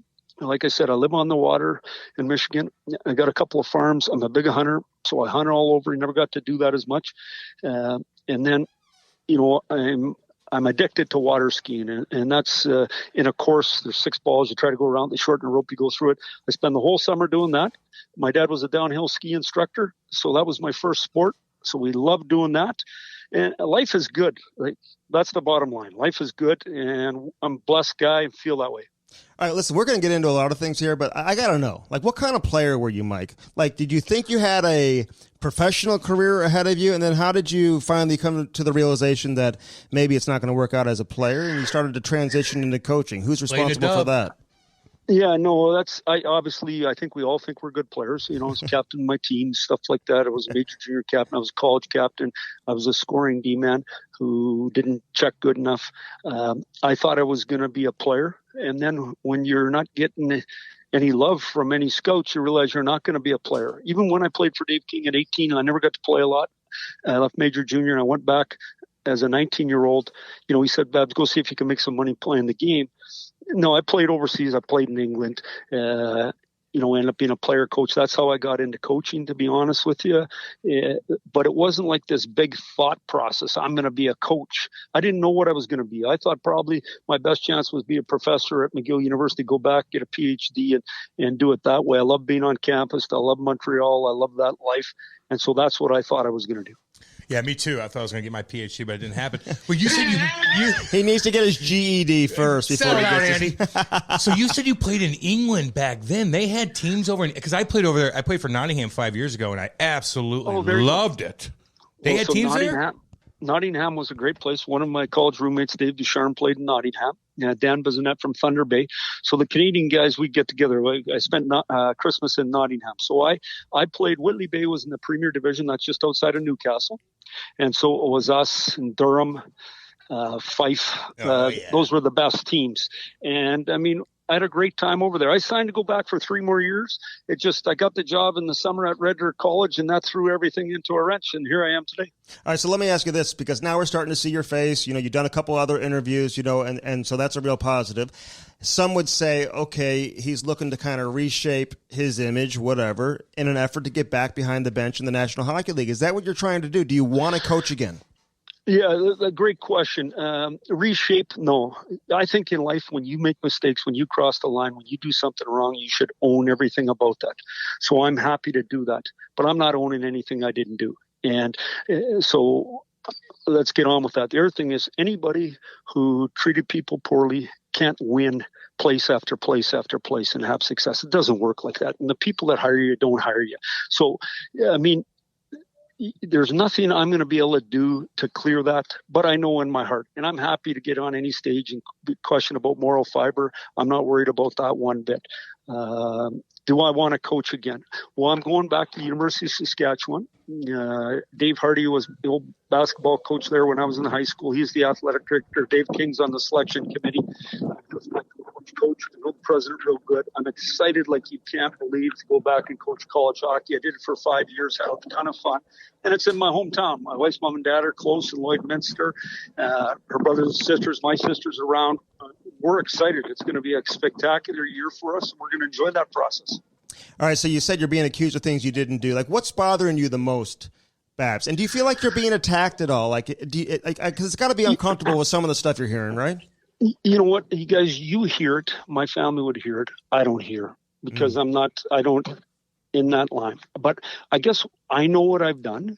I know how I've treated people. I know the amount of phone calls and the texts and all that stuff I get. What bothers me? Talking about it. Like, enough already. So what did I do when it first happened? I went to my farm. I went hunting, and the people that I know real well in the game just said, Babs, don't say anything. In hindsight, if you go back, maybe I should have. It doesn't much matter, though. It doesn't much matter. If someone wants to hire you, they'll hire you. They know where you are. If it works out good for you, great. If not, I feel real fortunate, and without any word of lie, this is an opportunity of a lifetime for me to go back to my hometown to help keep the program going. Dave Adolph's done an unbelievable job there, and I'm excited about doing that. That's the facts, and I'm lucky in my life that I get to choose what I want to do. The Cam and Strick Podcast is brought to you by CarShield. You know, nothing more frustrating, Cam, than when that engine light comes on and you know right off the bat you're going to have to spend thousands of dollars to repair your vehicle. Call 800-857-2481. Mention the promo code CAM or visit carshield.com and use the code CAM to save 10%. Yeah. That's carshield.com. A deductible may apply. Save yourself money. Sign up and get your coverage now with carshield.com. Now back to the interview. Mike, do you regret leaving Detroit and going to Toronto? No. Like, if you had to do it all over again, would you do the same thing you did? No, I'm not a look-back guy at all. So Ken Holland and I, we worked together for 10 years. We had unbelievable years. And saying all that, in the end, the team and the direction it was going, and because we tried to run it for so long, wasn't going to be as good. I didn't want my friend Ken Holland to have to fire me. That's where my home is. My kids grew up there. Our home's always going to be in Michigan. It's where they like to come back to. Why would you let it go bad there? The other thing is Toronto was 4.5 hours door to door for me. So my wife could have her life and I could continue to do what I wanted to do. And I was going there with Brendan Shanahan, Larry Tannenbaum, Mark Hunter. These were guys that, I thought it was a good situation. I enjoyed everything about Toronto except my last year and a bit. I didn't enjoy it. That's the bottom line. But I also think every general manager in the National Hockey League should have his own coach. I think that's the only way it works. I really do. So when Hal Dubas is hired in Toronto, he should have his own coach. That's Sheldon Keefe. Good for them. I think that's the way it should be. You say that you don't want to hear anything, and the family hears it, and everybody else like us, we hear everything. But some of these guys that come out and they're very, very hardcore on you, Mike Commodore and Franzen and guys that played for you, especially Johan Franzen. Do you ever, it has to somewhat come by you once in a while. Do you ever sit back and say, I'm going to call these guys and apologize? Yeah, I've reached out to the Mule already. As far as Mike Commodore, let's not even go there. Yeah, I hear you on that. I mean, the bottom line is you got to be good enough to play to get in the lineup. It's called the National Hockey League. If you don't get to play, it's not because the coach doesn't like you. It's because he doesn't think you can help him win that night. There's lots of people involved in that conversation. Let's not go there. So we could go through each one at a time. If I go back to my coaching career, I think about I had to make goaltender changes at different times in the Stanley Cup final. I sat out guys who didn't get to play in the Stanley Cup final. Olympics, you've done things to put in the best lineup that you think can win that night. Give me a break. If you think any coach in the National Hockey League is doing something to make a point versus win, you're sadly mistaken. And anybody who's trying to sell that is missing the boat big time. Yeah, I get that. And again, if I do you think there's one of 31 guys coaching the National Hockey League that's going to put a lineup in tonight that isn't the best to help them win? Oh, no. Not a chance. They just want to win. It's personal for the individual. It's not personal for the coach because the coach has to make those decisions. He talks to the manager, he talks to the assistant coach, and he brings it up. As far as Johan Franzen, that's a different situation. The Mule got hurt. Yeah, Mule had an unbelievable career for us and was a great player for us. Do I feel bad that he feels that way about Mike Babcock? For sure. The other thing about it doesn't matter what I perceive the situation is. If you're a boss, if you're a teacher, whatever you are, if someone in your surrounding area feels that way, that's no good for you. So you got to do a better job. Now, in today's world, we also are way more educated in this. So you can have more people around you and surround that with you. For example, when I go leave U of S, that'll be one of our first conversations with the whole team. If at any time you feel like this interaction isn't going the way you want and you can't talk to the coach, here's the sports psychologist, let them know. Here's the assistant coach, let them know. You don't want that. That part's terrible. Okay, so in the case of Commodore, I will ask you this, and then we'll move on. Okay, but let me ask Are we going to move on? Though? We're going to move on. No, we will Mike. move on. We're going to move on. But when he's playing for you, hit that drive. Like, were you aware that there was any disconnect between you and him? Like, I mean, are you surprised that he's got all this venom that he's throwing out at you? No, the first time he played for me, or he didn't play for me, we traded for him. He was in Anaheim, and I don't recall it. I know he got called up and he didn't play for some reason. He didn't play, so he didn't make the lineup. Brian Murray was the GM. When he came to us in Detroit, and you got to remember, the truth in hockey today isn't the truth tomorrow. So in other words, if I go to Pittsburgh and I'm going to be the number 2 center, and they draft Sidney Crosby, guess what center I am now? Number 2. 3. 3 or 4. You know what I mean? If I was 2, I was so my point if you were 2, is, you know, my point is this: you sign guys in the summer, and you when you sign a guy, you're using cap space. You expect him to help the team. If in the end he comes in and he finishes 7th, so he's not in the top 6, he's not playing every night. Doesn't matter what his name is. Doesn't matter how great your relationship with him is. And the same thing goes on night in, night out in the National Hockey League. So I don't know what you do about that. The best players play, period. That's the way it is. Hey, my ADD, by the way, got a hold of me. I didn't hear your question there about the number 2 center versus number 1 center. Yeah, so. turn your hearing aid up. All I'm saying is when you sign in the summer, and they tell you and your agent you're going to be the 2 center, and in the meantime they bring in O'Reilly. Well, now you're down 1 spot. I got you. I told you the truth in it's just like life. When things change, the great thing about the National and the best thing about it comes on an earned basis. So if you earn the right to play, you play, and if you don't, you don't. No doubt. That's it. And you know what, Mike? If I hated every coach that sat me, I would hate every coach that ever coached me. Just so you know. You think about it though, is you can make a lot of money being the 21st, 22nd, 23rd guy. And the better human being you are, and the more you push, and the more harder you work, and the more positive energy you bring. You know what it's like to work in a place where some people have positive energy. They walk in, they lighten up the room, they make everybody feel good. On the other side, if you're a Duracell drainer and you're in there sucking the life out of the rest of the guys, that's no good. So the bottom line is you get to choose the kind of person you want to be. All right, let me ask you this. They were paying you so much money in Toronto, still are. Good for you. You're still getting paid. Kick that feet up. So, but like Bill Belichick, right? You look at him in New England, like he has a say over personnel and who his players are. Did you have a say over your personnel in Toronto? And I'm curious what your relationship was with Brendan Shanahan when you got there, and what's it like now? Well, I don't know if we have a relationship now. I mean, obviously Shanny hired me. You know what I mean? He came to get me. I talked to him. He played for me. We had a good relationship then. The bottom line is I don't work for him anymore. But you can just imagine, like, if you're someone to you, and I'm saying to myself right now, I'm doing this call just to stir things up and make things worse. I'm not trying to do that for anybody. Mm-hmm. This is what I would tell you about my time in Toronto. Spectacular. The growth of players was unbelievable. We went from a team that was no good, never made the playoffs, to a 3-time playoff team. Now when I watch them play, the young guys that we're involved in are really good, important players, and got better and better and better. Larry Tannenbaum treats me spectacular. I enjoyed it there. I enjoyed the fans, the city, the whole thing. Do I have any regrets? Are there things I'd like to do over again, do different? Sure, there always is in everything you do. Am I proud of my time there? Yes.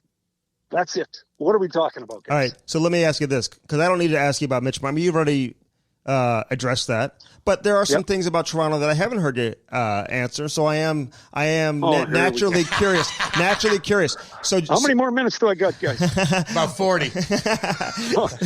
So let me. I'll give you a couple more, and I'm moving on. What do you got? Come on, we got some stuff to get into.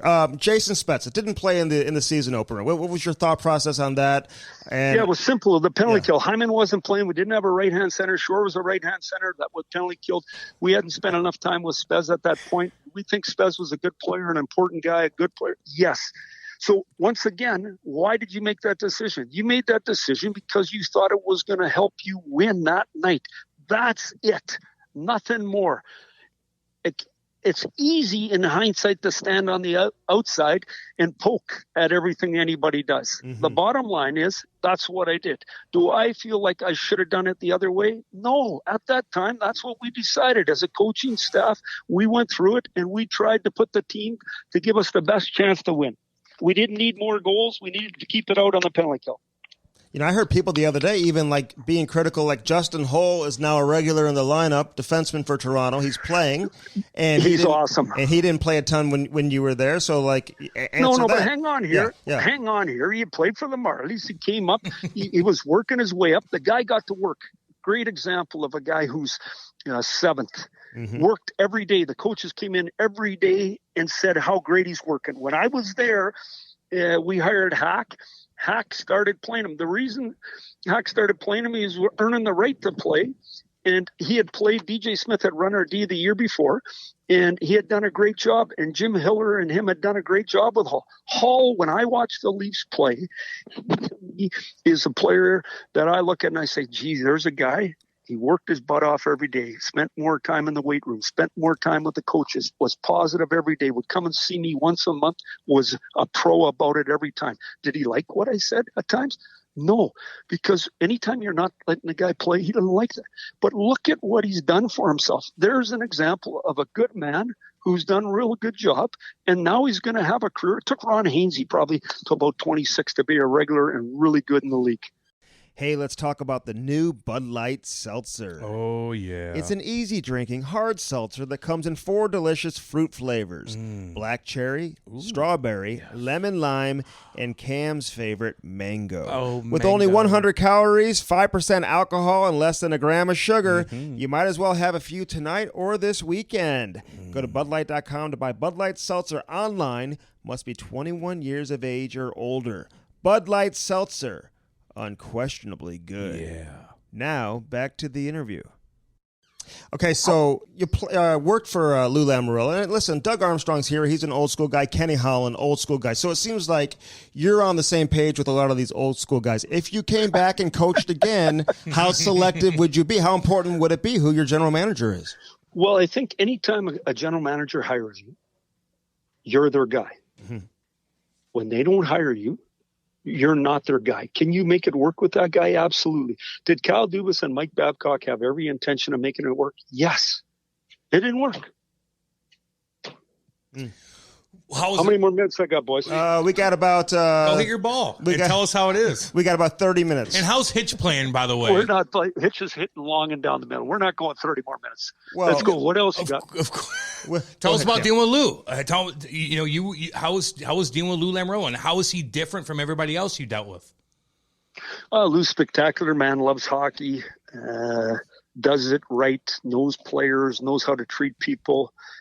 Holds people accountable, is twice as much fun, 10 times more fun than people on the outside perceive, enjoys the game, makes people better, makes the coach better, makes the players better. More fun like what, though, Mike? Sorry to cut you off. Like, what do you mean more fun? Loves great red wine, loves to go for dinner, loves a good laugh. He does. Lou's spectacular. He is, man. Mike. Absolutely spectacular, to say the least. He's a great man. But when I look at it, I've been blessed. I got to work with Kenny Holland for 10 years. Spectacular, great family guy. Treats people right. Knows what it takes. Has done it numerous times. I was around him 10 years. Well, actually longer, because I worked for him in the minors too. And I got to be with Brian Murray, in my opinion, a legend in hockey. Great person, treated people right. I got to be around a lot of good people over the years. Tim Speltz, my general manager and junior, is still with the Toronto Maple Leafs. So my relationships with these guys are deep. The only time that I haven't is my last time. In saying that, though, that's not Kyle Dubas' fault. It wasn't a fit for the two of us. Let's move on. Yeah. Well, listen, old school players versus new school players. You've talked about this. Hitch talks about this all the time, having to stay current, having to stay out in front. What's the biggest difference coaching the old school guys versus the newer guys now? Well, you know what? I hear that all the time, but I think it's just more individuals. You got 23 guys in your team, and you got to have 23 different ways to coach them, and you got to treat them all fair, but you got to treat them all different because they are different, and what works for them different. Now, does it take time to figure out each guy? Absolutely. My first year with Pavel Datsyuk, until we got to understand each other, it wasn't as good. No, I consider Pavel a lifelong friend. It's just one of those things. And so my kids are 28, 26, 24. They're the age of these players. come up. You understand what's going on. It's way different. They do things way different than I would. They give me a tightening on a regular basis when I'm out of line. The COVID year that way I was around them a ton. So you get corrected a lot. There's nothing wrong with that. I think that's what it's all about. But the bottom line is these guys want to be successful. And I don't care if it's 20 years ago or it's now. They want to be successful, and they're doing everything they can to improve their game and to get better. And the more competitive it is, the more dialed in they are. And the best of the best love it, embrace it, and try to get better all the time. And you see it in the league. So to me, it's interesting. I see Q go to Florida, and I see Florida doing well. I see Lavi go to Washington. I see Washington doing well. It's not by accident. These guys are good coaches. They know what they're doing. Give me an example of when he had to come in your room. Did you know when you messed up and you knew Datsuk and some of the older guys are coming in like, okay, we got to change this. Like, give us an example of that. What are you talking about? Well, just like when he had to correct you. You just said like sometimes like one of the big boys had to come in and talk to him. Like, no, you're kind of fucking up on this. Like, give me an example of that. You're talking as a coach in the interaction with the player. Yes. Oh yeah. Well, I mean, Nick Lidstrom would slide into your office, sit down and say, hey, you thought about this? Pavel Datsuk, I used to meet him on the way to the ice. He was the last guy out. Him and I'd walk out together for practice. If he had something to say, he'd tell me. Most guys are straightforward with you. Yeah. They don't have any problem. You try to be straightforward with them. They try to be straightforward with you. And you try to be as open and as honest as you possibly can. And you're trying to make each other better. Like, I think sometimes on the outside looking in, you think it's different than this. Every coach in the National Hockey League and his staff and his support staff are doing everything they can to help these guys be the best they can be. Why? Because they're self-serving and they want to win. Mike, were you ever close to going to Buffalo? Like, was that rumor true? Like, how close was that? Holy mackerel. This is like a walk down memory lane. You know what? I talked to a ton of, like Kenny Holland, because he was such a good friend of mine. I talked to a ton of teams. He let me do what I wanted. And then I talked to him about each team and each management, and we'd look at the process. And so, you know what? You could say, hey, I thought of doing this. I thought I was going to be a professor at McGill University, guys. You know what I mean? I signed a 3-year deal to go back to England. Why am I not still there? I don't know why any of this stuff happens and why in the end you make a final decision. You try to use your brain. You try to use your power team around you. You interact very closely with your family. You try to make the best decisions. Hey, Hitch, these guys are wondering how you're playing. Take a video of Hitch. No, time out. Take a video of Hitch. I want to see him hit the ball. I don't believe this. Hey, you know what else, Babs? You know what else? Player, man. Babs, you talked to St. Louis too, didn't you? Come on now. You know what? Hitch was coaching the team. He was my good friend. Yeah. So I wasn't going there. So that would have made you uncomfortable, right? Because he is your good friend. I mean, I'm sure that stuff happens all the time. Now, here's a question. How many teams have reached out to you, Babs, since you left Toronto? Is your phone still ringing?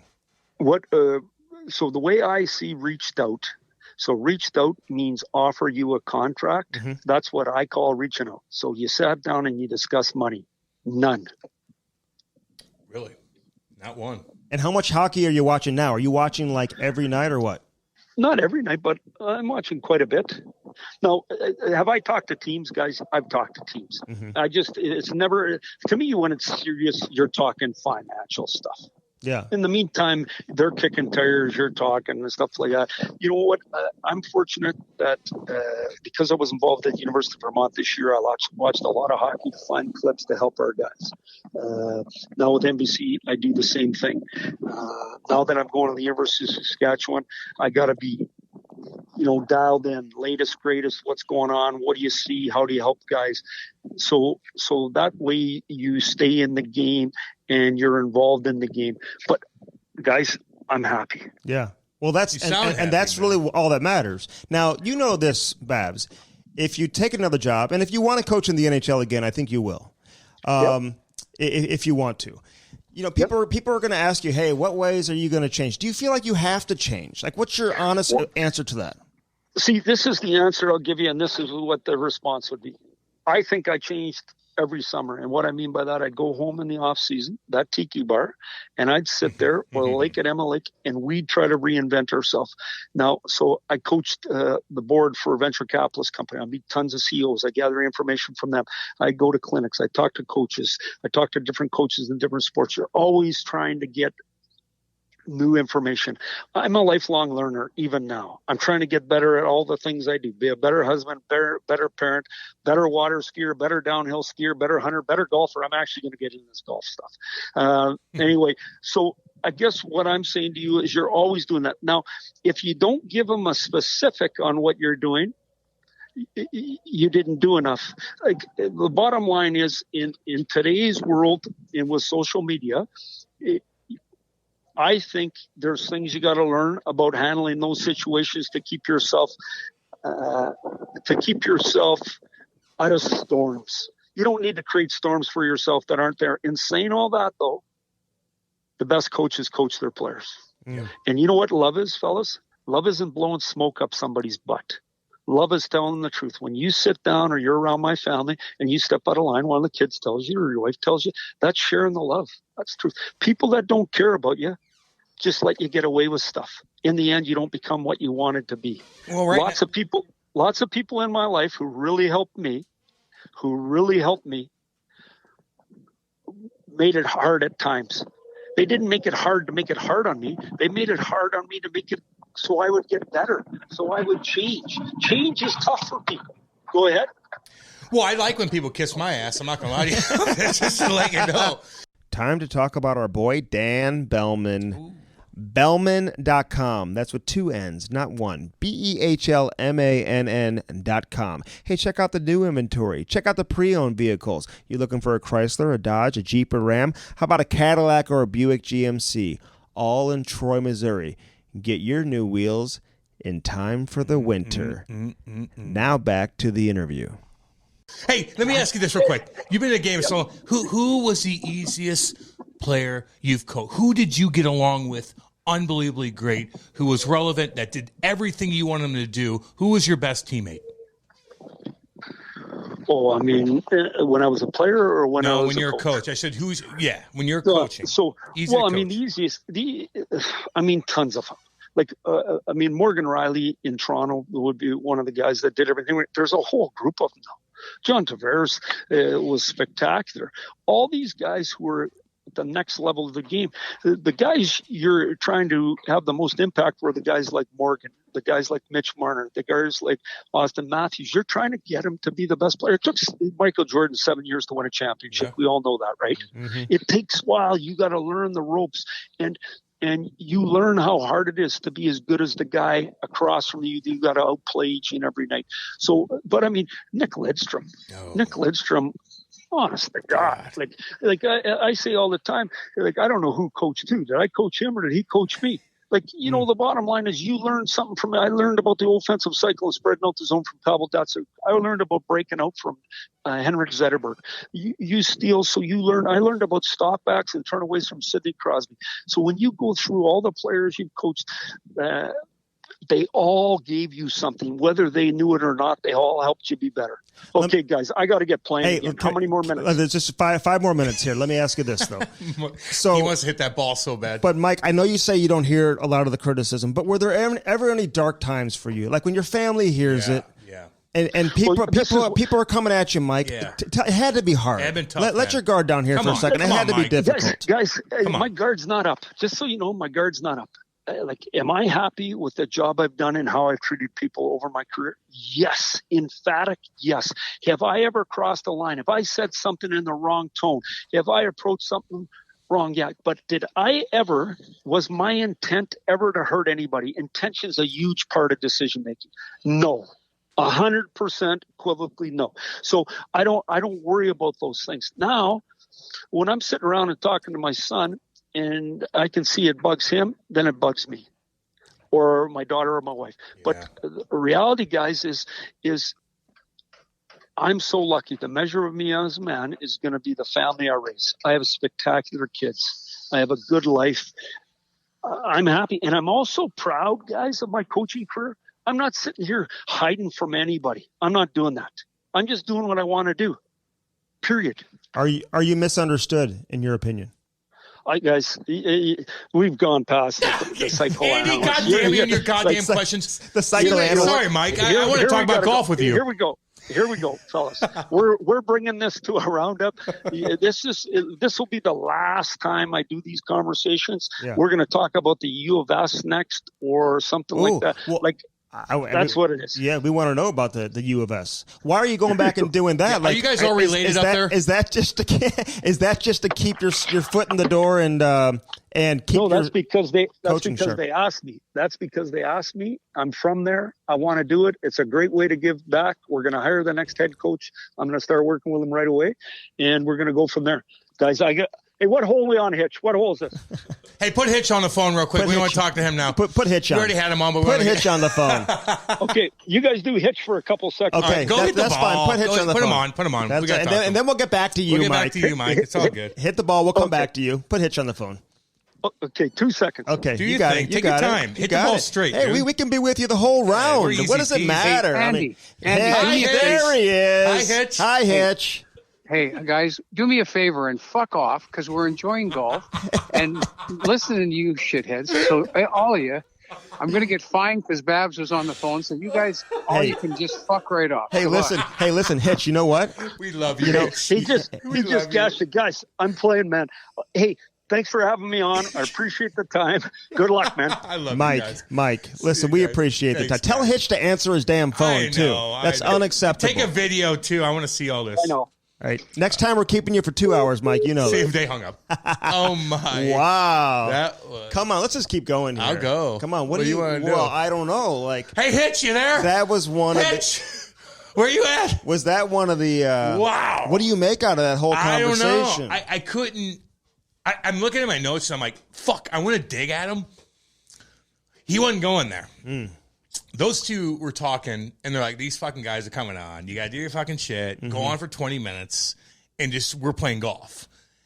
And that's how but he answered questions, man. He did. He still answered questions. And listen, I will say this. The point of us coming on or inviting him on was not to attack him. No, we didn't attack him at all. And not to, put him on the spot. You guys just fuck right off. But these are, oh my God. These are relevant questions. Listen, Mike Babcock, he's coached around for a long time. He's one of the biggest names in hockey today, and there's a certain stigma or reputation that has followed him around. Now he's on television.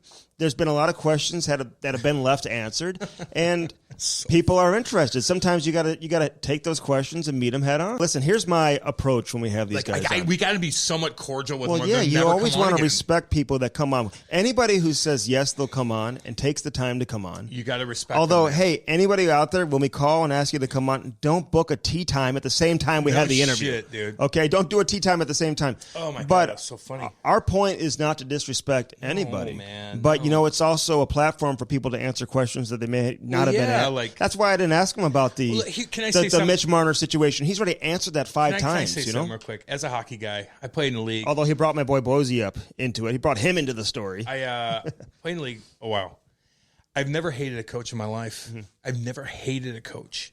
And I've never seen, and Andy, we know all these alumni, dude. Like, we are in cahoots with everybody because we do this pod. We're everywhere. We do it. And we talk to so many ex-players. They fucking hate him.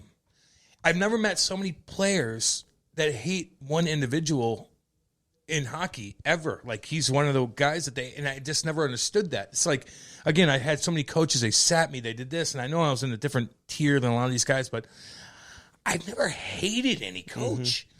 And so they hear the hatred towards him. It's just interesting, man. Like, I wouldn't want anybody fucking hate me like that. So I know it bugs him a little bit. Why do you think so many players have come out publicly? I just think that he's just a dick to guys. And he's just like, now fuck you. We're winning. So I'm going to fuck you to win. And I don't give a shit that I fucked you because the greater goal is to win. And that's how it goes. And so I think that's just a mindset. It's like, no, I got to sit you down. Do I got to give you a reason why? No, I don't care. Like, you're there right now. Right here is where I need to pay attention to, and that's a greater good, and that's winning. So you sitting out, I don't give a fuck. Sit on the side, kid, and you just treat like shit, and then that just absorbs negativity. Well, the reality is this, and I know he's saying, hey, I'm not doing any more of these interviews, and I couldn't imagine being in his situation. Did you press record? by the way, on that motherfucker? Yeah, I think Brody did. So you know. Well, no, listen, I couldn't imagine being in that situation, having to take those questions head on. But the reality is, until he coaches another team, you gotta do what you gotta do. Anybody who brings him on, any interview he does, he's going to have he's going to have to answer these questions. People are going to want to ask him these questions. They're not going to ask him about winning the Stanley Cup in 2008 for 30, 45 minutes. Yeah, we already went through that. We want negativity. That's what everybody wants. Media wants negativity. But it's not like we're wanting negativity. But we don't. But these are the stories that have come out. When you have players... We asked him about his goddamn tiki bar. Correct. These motherfuckers are going to ask him about being the devil, okay? Like being Satan towards kids and fucking torturing them and shit like that, where it's like he didn't do that. He did it maybe somewhat mentally and things like that, where everybody has their own different vibe on how you do it. Like, fucking Lou didn't torture me, but he scared the living fuck out of me. And if I wasn't strong-willed, I probably wouldn't like the guy. I took it like, I love you. Yeah. You're my fucking, like, mentor. I got to do what you say. And it worked. You know what? One thing you can see? What? A lot of these guys, they have to be in control. Control freaks. It's like politicians. And even in an interview where they don't have control, he was freaking out. It's very uncomfortable for him. He didn't have control. He was not comfortable. No, he was not. If we're asking him about the University of Saskatchewan, we love all y'all. We do. All y'all are related, and we love it. But no, just Chaser and Melrose. Just Chaser, Melrose, Kosher, fucking all the shit kickers Wendell up there. Clark. Jesus Christ. If we're asking him about that, he probably isn't hanging up on us. Well, if he didn't know our podcast, I don't want to say he hung up on us. He wouldn't have come on the podcast if he didn't know he's getting his voice to where he needs it to be. It's an opportunity to answer questions. Seriously, you think he's just like, oh, yeah, we'll go on this random fucking podcast. You think? Yeah, right. Should I be rattled about this interview with Babcock? How should I feel about Andy, this? I don't Can know you tell how it me was. like what just happened? I don't know what the fuck. What happened? Him and Hitch are just like, did Hitch just tell us to go fuck ourselves? I don't know. Do we keep that in or we take it out? No, you keep. Are you out of your mind? That's staying in no matter what. Okay. All right, so guys. that was Mike Babcock. Hey, thanks, Mike. Thanks, Mike. And Hitch. Hey, hit him straight. We appreciate everything you did. You guys are probably fucking tearing that course up so fucking bad. You're getting booted off in an hour. I already heard texts that you guys couldn't hit the ball fucking 20 yards. I know Hitch very well. He ain't hit the ball hard. But he's that's why I said take a video. He's having fun. Let them go. They're talking. Those two guys are talking nerdy hockey the whole fucking time. They're not even like. They're not even playing golf. They're talking about like systems. Okay, and shit. But the key is there, and it's interesting, man. I mean, like these interviews don't. It doesn't have to go like that.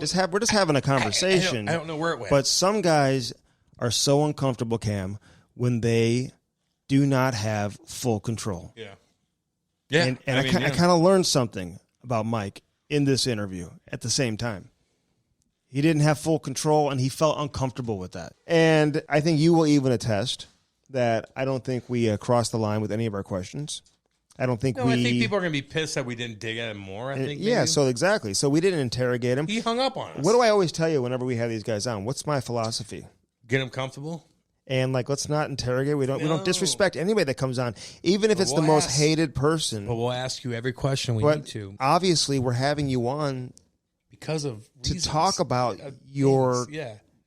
what makes you relevant. Yeah. And or controversial. Or and controversial whatever. stuff is a part of that relevance. You know? And so here's a chance to like free your name up and like explain yourself, not on hockey night in Canada where you have to be like you can fucking say anything here with us. This is what happened. And he kind of did. I think people will be they're going to be okay with They're going to say, hey, listen, he answered a lot of the questions. Did, man. And he was getting pissed. But he was starting to get pissed. You could tell it's so funny when you asked him. I didn't think that he was going to be getting pissed. And it's so funny. We asked him a question. I remember asking one and he's just like started answering. Right? I go, okay, I'm not done. I'm not done. I'm not done with the question. Like, fuck off for a second. You know what I mean? Yeah. Like but I will say, man, I appreciate Babs coming on with us. Yeah, dude, he came on. He didn't have to do that. Like a man. Some of these pussies don't come on, dude. And, he and I had... Can I get a name out? He and I... No. I don't know where you're going to go with Vander Kane. Well, yeah, he won't. I want him on. He can talk about all kinds of cool things. Hockey Alliance, diversity shit. Yeah, I know. But also we're going to talk about... I do not want to promote... Don't you want to promote your shit? Aren't you a main guy? I know. Aren't you part of the Hockey Alliance? I don't understand that. We got fucking everybody else on. Evander Kane. We got everybody else on. Evander Kane, you don't want to come on? Why not? Are we going to be too hardcore for you? Like what? What are you scared of? That's not it. Then what are you scared of? He only likes to go on big national networks. Easy networks. They lay him up. Oh, okay. Well, because he can be on television. Yeah, it's easy. So he can get attention. It's easy. Get the fuck on here, man. Get on here. Why are you looking at me like I'm Evander Kane? Oh, you're definitely not him. He's way better looking than you. Way more jacked. Way better at everything. I don't think he's more jacked. I don't think he's more jacked. Yeah, okay. You guys fought probably the same amount. Probably. He fought like 3 times. He acts like he wants to fight. How do you think I would do? He'd fuck you right up. It's like everybody else would. He might, including Chloe and Ty. Okay, so what's your takeaway? About what? Babs. I don't know, man. I don't know what to think of him. I got to listen to it. No. I got to listen to it again, dude. I don't know. I want to hear the feedback from everybody. You out asked there. a lot of the questions. I was going to dig at him about, like, why the fuck does everybody hate you? I've never met any, so many fucking players that hate one person. Like, I don't hate anybody. I've never hated any coaches. You know when things kind of started to go south? Yeah. When we brought up Commodore. Oh, he Lord, he hates Commodore. He's like, will you fucking do this? Oh, well, yeah, we kind of, because he's got a big following. But then I thought about Commodore, too, and I know he's listening to this, so I don't really care because I like him. But, like, we love Commodore, man. He came on with us. And he was one of our first guests we had. But what did Babs really do to you, Commie? Well, I think he felt like he wasn't honest with them or something. Yeah, but a lot of coaches aren't honest with me either, man. Like, every coach I've ever coached. Think about these guys that play like football and stuff like that, man. They're constantly like football coaches are like they have to just pump you up or do this. Well, they don't care, man. They just treat you like you're a piece of meat sometimes. Lou said stuff there. I was like, oh, and then 2 seconds later, is it something different because shit changes, man. Mm-hmm. Like the next day, somebody got hurt, and all of a sudden I was part of something, and now I'm not because something happened. So that's when he started to get irritated. Yeah. So I had a follow up about Commodore just because I wanted to clear the air. Like, why do you think? Like, what's the disconnect? Did you guys not get along? I'm curious to know your opinion. You don't like this guy's red hair? Like Commodore has been absolutely relentless against Babs. Just crazy. Relentless. We get why Modo don't like him. Like, doesn't that bother you? Like, why is that? Like, do you guys not? What's your version of the story? So that's when he was like, okay, I got golf going on here. Oh, sorry. What else you guys? You have? and Hitch golfing. Let's talk U of S. How many people are behind you waiting for you two motherfuckers fucking finishing that hole off? Are you kidding? Dude, stop saying it. Hitch, he's a scratch. Andy, there's maybe no a 2 handicap. Andy, stop. You need to stop. Unless Darren Payne comes on here and says, no, Hitch is fucking legit. I can't imagine those two golfing and having 50,000 people behind them like, let's fucking go, you two. Oh, and Palm Springs, too, because they don't give a shit about Hockey Canada or anything. Who are these two motherfuckers? They're like, what, they coaching the what? What's the NHL? Are you an actor? Is that NASCAR? Is that NASCAR? Are you a director? Get the fuck out of here. You're in fucking big timeville. Yeah, exactly. They don't give a shit. How do you guys belong here? No shit. I'm looking at both of you like, you don't look like anything. I know Grant Fuhr is a hockey player. Yeah, he is. He's a really good golfer. Well, and he's down there in Palm Springs, too. Yeah, he's better than Hitch. I don't know. I don't know Stop. if he is. Why are you defending Hitch in his golf game? I think Hitch is a great golfer. Hitch is a good dude. He used to be married to a professional golfer. That doesn't mean a mother. So he could golf with her. She was like professional. Hey, you're partners with a hockey player. Are you a good hockey player? Not at all. Yes. Not at all. Yes. Do you know the game? Yes. Yes. Are you going to play? And no. I would say, yeah. I mean, like Darcy Hall probably has a great snapshot. Okay, she could probably score on Belfour. My wife's really tough. She could probably throw some rights. Right. My wife's down really the tough. pipe. Down the fuck. She's a lefty down the pipe like Chris Simon. Yeah, so that Grant was McNeil style. We just have not had an interview end like that. I know. I like it kind of. And we've gone hardcore on some people, and they just. Hey, Howard Stern had this before fucking people Has come he? in. Has he had people leave early? Are you kidding me? They'd be so scared of him. Oh, are you fucking crazy? But we're not. He's disrespectful as shit when he was doing this shit. Is he? Oh my! We're like, he's a pussy now. Babs, why didn't you play Jason Spezza? Hi, Babs. Why? I gotta go. Babs, I'm just curious. No, there's a couple times. What happened with you and Marner? We're like, okay, Babs. Okay, we know you're golfing. Hit the fucking ball, and then come back. Like, and he was like, okay, cool, I'll be right back. I know. And then Hitch is like, get the fuck out of here. I'm hanging my buddy and slowing up the fucking line. Come on, Hitch. No, he's not. Yes, they are. No. Andy. You know what scratch means, don't you? when you're scratch? I think you par every hole, right? That's what scratch means. I need to get Dan Quinn on the line here. Stupid motherfucker is what you are. You are, and you think you're gonna be fucking joining my club? I already joined the club. I'm already in the club. No. I'm up in the club. No. It goes through a fucking system, homeboy. Up in the club. Up in the club. Okay. Up in the club. Hey, remember that part of Sopranos whenever they come in to see that one Furio comes in to collect money from those two weirdo guys, and they have that music, that song going on, up in the club, up in the club, and then Furio walks in and goes, give me $1,000. Do you think, no, I don't remember that. But do you you didn't watch Sopranos because you're a pussy. Oh, no, Sopranos, that's a pretty good show. Oh, it's pretty good? Yeah, I only watched, Jesus fucking Christ. I only watched a couple Pretty good? couple Pretty episodes. Good? Yeah, a couple episodes. Fucking best of the best. It is. It's one of the best ones. Yeah, well, Godfather's a good movie, you probably too. hate it, too. No, I liked it. I'm not a big TV show series. You like American guy. Idol and stuff. No. I want American Idol. What else is going on here? I want to watch guys dance and stuff like that. I want to watch performances. Fucking watch The Sopranos, dude. Seriously. I did. I watched it. No, you didn't. You didn't do shit. American Idol was okay. I watched it. Okay. Well, when I first started dating my wife years ago. You can watch The Mask She Idol watched now. that. No, you probably watch that? the What's nerdiest that? No, shit. I don't watch shows. You probably watch I don't watch the shows. nerdiest fucking I like shit ever. documentaries. You probably watch. I can only imagine what nerd fuck I like shit you watch. documentaries, and I like hockey and documentaries and more documentaries. And the Food Network and HGTV, a little bit of House Hunters. I watch them House Hunters. All those International House Hunters. I don't want it when they're cheap houses, though. Do you know I want expensive houses. Do you know I had an opportunity to be on that show? I bet you didn't, one Andy. I bet you didn't. I mean, if you were a betting man, I'd say, I bet you fucking didn't. We had to like switch agents and use a specific agent that was being featured the on the agent show. fucked you on that. Yeah, so we could have been on the show. Like, let me get this guy on. Of all these handsome motherfuckers buying wealthy ass houses in like cool parts of the fucking Missouri, it was my old house. Let's get fucking too. Andy Strick one. It was 2 houses ago. 2 houses ago. Yeah, it's even shittier than you weren't even that wealthy. It was a great house though. It was new. I would have loved to do it. They do all different types of houses. I'm sure they missed out on Guy that one. Fieri. I met him actually at the Stanley Cup final a couple years back in Boston. He remembers. Keep going, Andy. Diners Driving. I watched that. 100%. Mm-hmm. We're in California now, and I'm going to this dive place right here, man. They got that fucking best chicken wings. My wife, she used to get into like all the Real Housewives and shit like that. Vanderpump Rules, which our boy Jax watched. He used to be on there. He's not on there anymore. Jaxie boy. We love fucking Jaxie boy. Okay, that's it. I don't watch that shit, though. I'll watch Jaxie, but I don't watch anything else. But he's like producing new stuff. Cool shit. Like we want to be in the news show. Like let's fucking go here, If you're a fucking Hollywood celebrity and you're on a show that I don't like and you're a hockey fan, I'll watch that show. I'll watch that show because you're a fucking hockey fan. You support us. Jack supports all our shit, dude. He does. I love that dude. God, is he handsome. Fuck. He and I have that in common.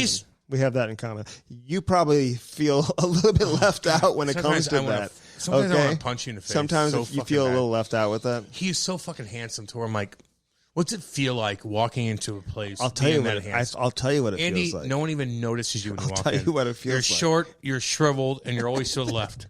No, this motherfucker. You're talking about Yogi Berra, okay? Oh my God! I'm not going to say it. Please don't. He's a legend. I'm not going to say it. Why would you say that? I didn't say it. Okay, don't say that. I did shower at the motherfucker. I know you did. And I'm like, he's a legend. I'm like, honestly, I will say this about you. Is it weird for me to say that? Let me say this about you. What? Of all the things that you've done in your life, like, and you've done like some things that are like kind of cool, like on a scale of 1 to 10, it's like a 2. My cool factor is below. No, like you've gotten to like a 2 or a 3. That's probably the coolest thing you've ever done. Yeah. You shower with Yogi Berra. 300 under my belt. Nah. Doing hardcore fucking partying. And almost done. No. Showering with Yogi. Shower Yogi Berra. And you thought it was staring him you down. thought he was like a cartoon character. I thought he was cleaning, Yogi Berra. I thought he was a old man. Why was he in your dressing room? Because he was working out. Okay. Lou lets him work. He lived in Jersey, and Lou let him work out at South Mountain Arena. Listen. And I had no idea. And this guy's standing next to me, and he's really old. And I'm like, what the fuck is this? Yes or no? Will Babs get another head coaching job? Nope. Really? No way in fucking hell. What about after? Usually we get people jobs. Is this the nail in the coffin? Is that what you're trying? He hung up on us. That's why. they get a value. I bet you somebody will hire him. Yeah, maybe. I don't know. But he's going to have to like do these interviews all over again. Is Saskatchewan getting a team? I like the University of Saskatchewan. Like, really, you're having fun with that? Like, get out of here, man. Man, get out of here, man. He did an interview, I believe, with Washington. Nah, but it's over, dude. He's making money, man. Go 5.8. I go, what are you doing anyway? Like, you got fucking boats, like you're golfing. No, he's got a tiki bar though, dude. I'm all about that tiki bar. I'm like, I'm on. You want to talk about your tiki bar? I will. Being on the water in Michigan is badass. I will say that. You should go up there, dude. It's not far. Andy, stop. Why? I lived in fucking Windsor. Oh yeah, that's right. Oh, that's right. That's right. That's close to the Upper Peninsula. I played in the OHL. I was actually very popular. But that is Canada. Very popular. Very popular. Very popular up there. Almost too popular, but whatever. Was it? It's all good. Who's the most popular Windsor Spitfire ever? Taylor Hall, no, also known as Ty. No, I would say before he won all those Memorial Cups. Before my year, it was Jason Spezza, Stevie Ott, fucking DJ Smith, Jed Jovanowski. DJ Smith, the coach, and myself, who coached in Kitchener. Yeah, he was big time. We were all the big boys, the most popular guys. What's the age? He's way older than you. Yeah, he was way older than me. Oh yeah, and Joey Sewell was huge too. Guys that didn't play in the NHL. You don't have to play in the NHL to be big in Windsor. You just got to go out there and put a show on. Mm-hmm. I put a show on for everybody. I took my jersey off and flexed for all the women. Then I go drink when I get kicked out of games. Yeah, I've heard those stories. I've heard you say that. Like, tell me a story about you. A couple times. Well, tell me a story about you then. When we stop telling. When I went, you think the fans are like, Cam, stop telling your Windsor Spitfire stories and have Andy talk about when I his went stories. camping. Yeah, with a bunch of dudes.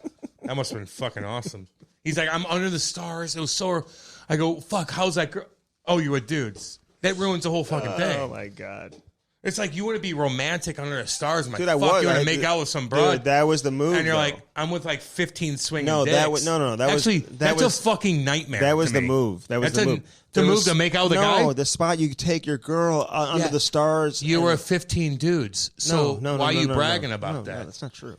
So that was Mike Babcock. Yeah. And we appreciate him coming on. Maybe we'll get him on again. Maybe we'll get him on again. You're funny sometimes. Okay. We'll get him on. You don't even know you're funny. When you don't act like you're funny is when you're the funniest. That's when you're the funniest. Okay. We got to get out of here. Get the fuck out. I just can't wait. I'm getting Popeye's chicken tonight. I can't wait. I'm getting That's Popeye's. terrible, dude. It's horrible. Don't brag about that. It's not bragging. That's embarrassing. It's more like you're embarrassing yourself. You got to stop doing that. I'm going to get Popeye's chicken tonight. Why don't you go get some real chicken, dude? Because I don't want to. Like real fried chicken. Stop. I'm going to Popeyes. I'm getting that big ass thing, and I'm going to get home. Kate's going to get home. I'm going to open a bottle of wine. We're going to eat with Popeyes, fried chicken. That's romantic. And we're going to go out. That's romantic. Not at all. And then we're going to know it's romantic. Our backyard. No, and we're going to go. It's golf not and when you have Popeyes chicken. I'm getting fat ass chicken. Who that's does greasy that? That's not fuck. chicken. I don't give a shit what it is. I'm tasting it. Who eats Popeyes, dude? Not you, because you don't like meat. So I'll give you. I don't like Popeyes. Hey, Popeyes, you have any grass? Well, they don't. That's why you don't go there. Grass-fed chickens. Shit. Well, I mean, maybe if they had some grass-fed chickens. I don't know about that Popeyes. God, I want to look like Andy. Hey, the Cam and Strick Podcast is brought to you by not Popeyes, but CarShield and CarShield.com. Hey, 1-800-857-2481. Get that promo code today by mentioning the word Cam. It's embarrassing. You could probably put in Popeyes chicken, too. You might get laid. You never know. Mention Cam, you'll save 10%. Get the protection you know you need. Get the protection you know you deserve. Don't be stuck on the outside in the cold, man. All of you. Or the warmth. All y'all. Get that protection. Get it today. CarShield.com. Dan Bellman, our boy. Listen, man, it's getting nice out. This is a perfect time to make a trip out to Troy. Easy to get to, just a few minutes away, actually. And you've got the beautiful, beautiful location there. Lots of options. And go hungry, because they will feed you when you get there. Stop lying. No, they will feed you. Like, don't say they're I don't get that. I don't get dude, nori rolls. They have nori rolls. I bet you Dan Bell's like, tell Andy to shut the fuck up about the sushi sashimi thing. How would you say that we're not going to creep you out? No, you get some sashimi, and they won't creep you out. Sashimi. And they won't creep you out. But they've got the Cadillac, the Buick, the GMC, the Chrysler, Dodge, Jeep, Ram, all in Troy, Missouri. Check it out, and if you have a used car, they will buy it from you. So they'll take that off your hands, too. It's really too good to be true. I love it. We love everything about Dan Bellman and everybody over there with Bellman Automotive in Troy, Missouri. Of course, keep it handsome, keepithandsome.com. Check out the Cam and Strick Fight Ugly hats. Get the Fight Ugly hoodies. A portion of the proceeds goes back to the Montreal Resource Center, where we fight the bullies. We don't like the bullies. You're trying to bully people. Guess what? We're going to fight you. and a portion of the proceeds go back to fighting the bullies. We're taking the bullies down is what we're doing. Yep. Get the shampoo, get the conditioners, get the sculpting paste, the hair gels, get everything, man. The beard moisturizer I used it today on accident. I put it in my hair. Don't make me bully you. No, I put it in my hair today, the beard moisturizer. So you can use it any way you want. Yeah. Head balm, all the type of stuff, and get the hats. The Fight Ugly Cam and Strick hats are unbelievable. Go to camandstrick.com, click on the link. It's very easy. And again, if you missed any previous episodes, just go to camandstrick.com. They're all there for you. Just click play, man. It's that simple to listen to. Baby. How easy is that? When I drive black tie. Check this out. Get what you want. Get it when you want it. Can you say that? Get what you want and get when you want it. Get it when you want it. Yeah, I want that fucking You want economy, dude? Get the economy. You want exotic, dude? We can hook you up with that. Ellie's hooking it up. Oh. Dylan and company. Jared Leto. He looks like Jared Leto. Apparently he cut his hair. That's the rumor. That's the rumor on the street. I told him not Somebody's to. telling you that. I fucking told him not to. I told him not People to. are hitting me up today. What's up with this dry black tie? I put that picture on my Instagram, too. That was a sick-ass picture also. Yeah. Dude, I'm so much better than you at Instagram. Yeah. And that shows by all the likes you don't get. I'm so much better than you. It shows. Go on my Instagram you want page. Like a dislike? Go on mine. Go on his. You want, just like evaluate. You want like a dislike button? Yeah, I want a dislike button. No, I know. I don't want a dislike button. I want that's all like. That's bullying. That's bullying. Well, don't do really. that. No, it kind of is. No, not really. Yeah. If you have a shitty ass thing, like you're fucking, I don't like it. Yeah. Could be like controversial, so you could be like, no. Ellie's the coolest there. She is. Dylan so is awesome. right behind her. I love Dylan too. And then I come, and then you're last. Then I'm last. Dylan may be number one, actually. Dylan's got some things in the works for us, is what he does. You're right. We've got some big things coming up. She's my number one. Some big things coming up because now we're getting into the nice weather. I mean, throw January and February out the window. See ya. I mean, when it's gray out, it's snowy. Season, I know baby. now it is. I know, Andy. What kind of car do you want to be in during tornado season? Man. Sometimes the weather gets you. Yeah, if you're in that fucking Corvette, though, you put the fucking top back up. Who cares? Keep going. You can drive away from everything about tornadoes. I do. That's pretty cool. And Corvettes. And Firebirds. Yeah, I've had them all. Thank Andy, God. What have you had? Volvos? Thank God they don't offer Firebirds over there. Why not? The new ones are pretty cool looking. Do they? Well, maybe they do. Sorry. The new ones are actually the fucking big bird on the front. Oh, maybe they do. Okay, they might. So check out ask about the economy packages and the. Would you ever get a station wagon when you were in high school? No. Listen to fucking hardcore rap. Well, I had a '72 Mustang, orange, bullet holes. I don't believe that. I did. And a Mercury Lynx. Cool. That's cool. Oh, all the girls like, who's got that fucking Mercury Lynx? I want to suck that with dick. Grateful Dead stickers all over it. Yeah, you're cool. Yeah, back in the day. Fucking chicks are like, fucking Grateful Dead's awesome in the late 90s. They're like, yeah, they loved it. Oh, yeah, they loved it. Anyway, so dry black tie, get what you want, when you want it. And listen, if you're curious, if you want more information on this, and I mean this, just hit me up. Message me. I'll get you in contact. We have all of our messages with whoever you need to talk to, and we'll help you just about bullying or anything. Yeah, anything like that. I will answer all you. I want to get your take on this. Don't annoy the shit out of me because some things I can't help you with. I can't help you with, okay, guys. Like I can't keep up with all of it. Oh my God! But if you're like, people want us to do like shows about you, like going back to school and stuff like that. I can't. No, that is a interesting concept. We'll have to address that. It's just I can't do everything, guys, but I'll help you as much as I can. Man. Yeah, okay. That's all it is. I'm sure you can. And you certainly will. I'm sure you can really help. Okay, Andy, I help a lot of guys out. I know you do. Don't get all serious on me. You just got a little bit sad. No, but I know you're a helper. You don't help people. I help people. Yeah. Don't. Okay, listen, we did put something up on our Instagram page recently of these hockey fans. We're going to start hitting this hardcore. But check out the ultimatehockeyfans.com. ultimatehockeyfan.com. It's a like a ceiling fan where you can pick which team you want, and they can do it in goalie sticks or regular sticks. It's unbelievable for your man cave, for your basement, maybe your kid's bedroom, maybe your bedroom, Cam. It's something you would put in there. Put like a Devil's one in your bedroom. That'll be cool. Kate will like it.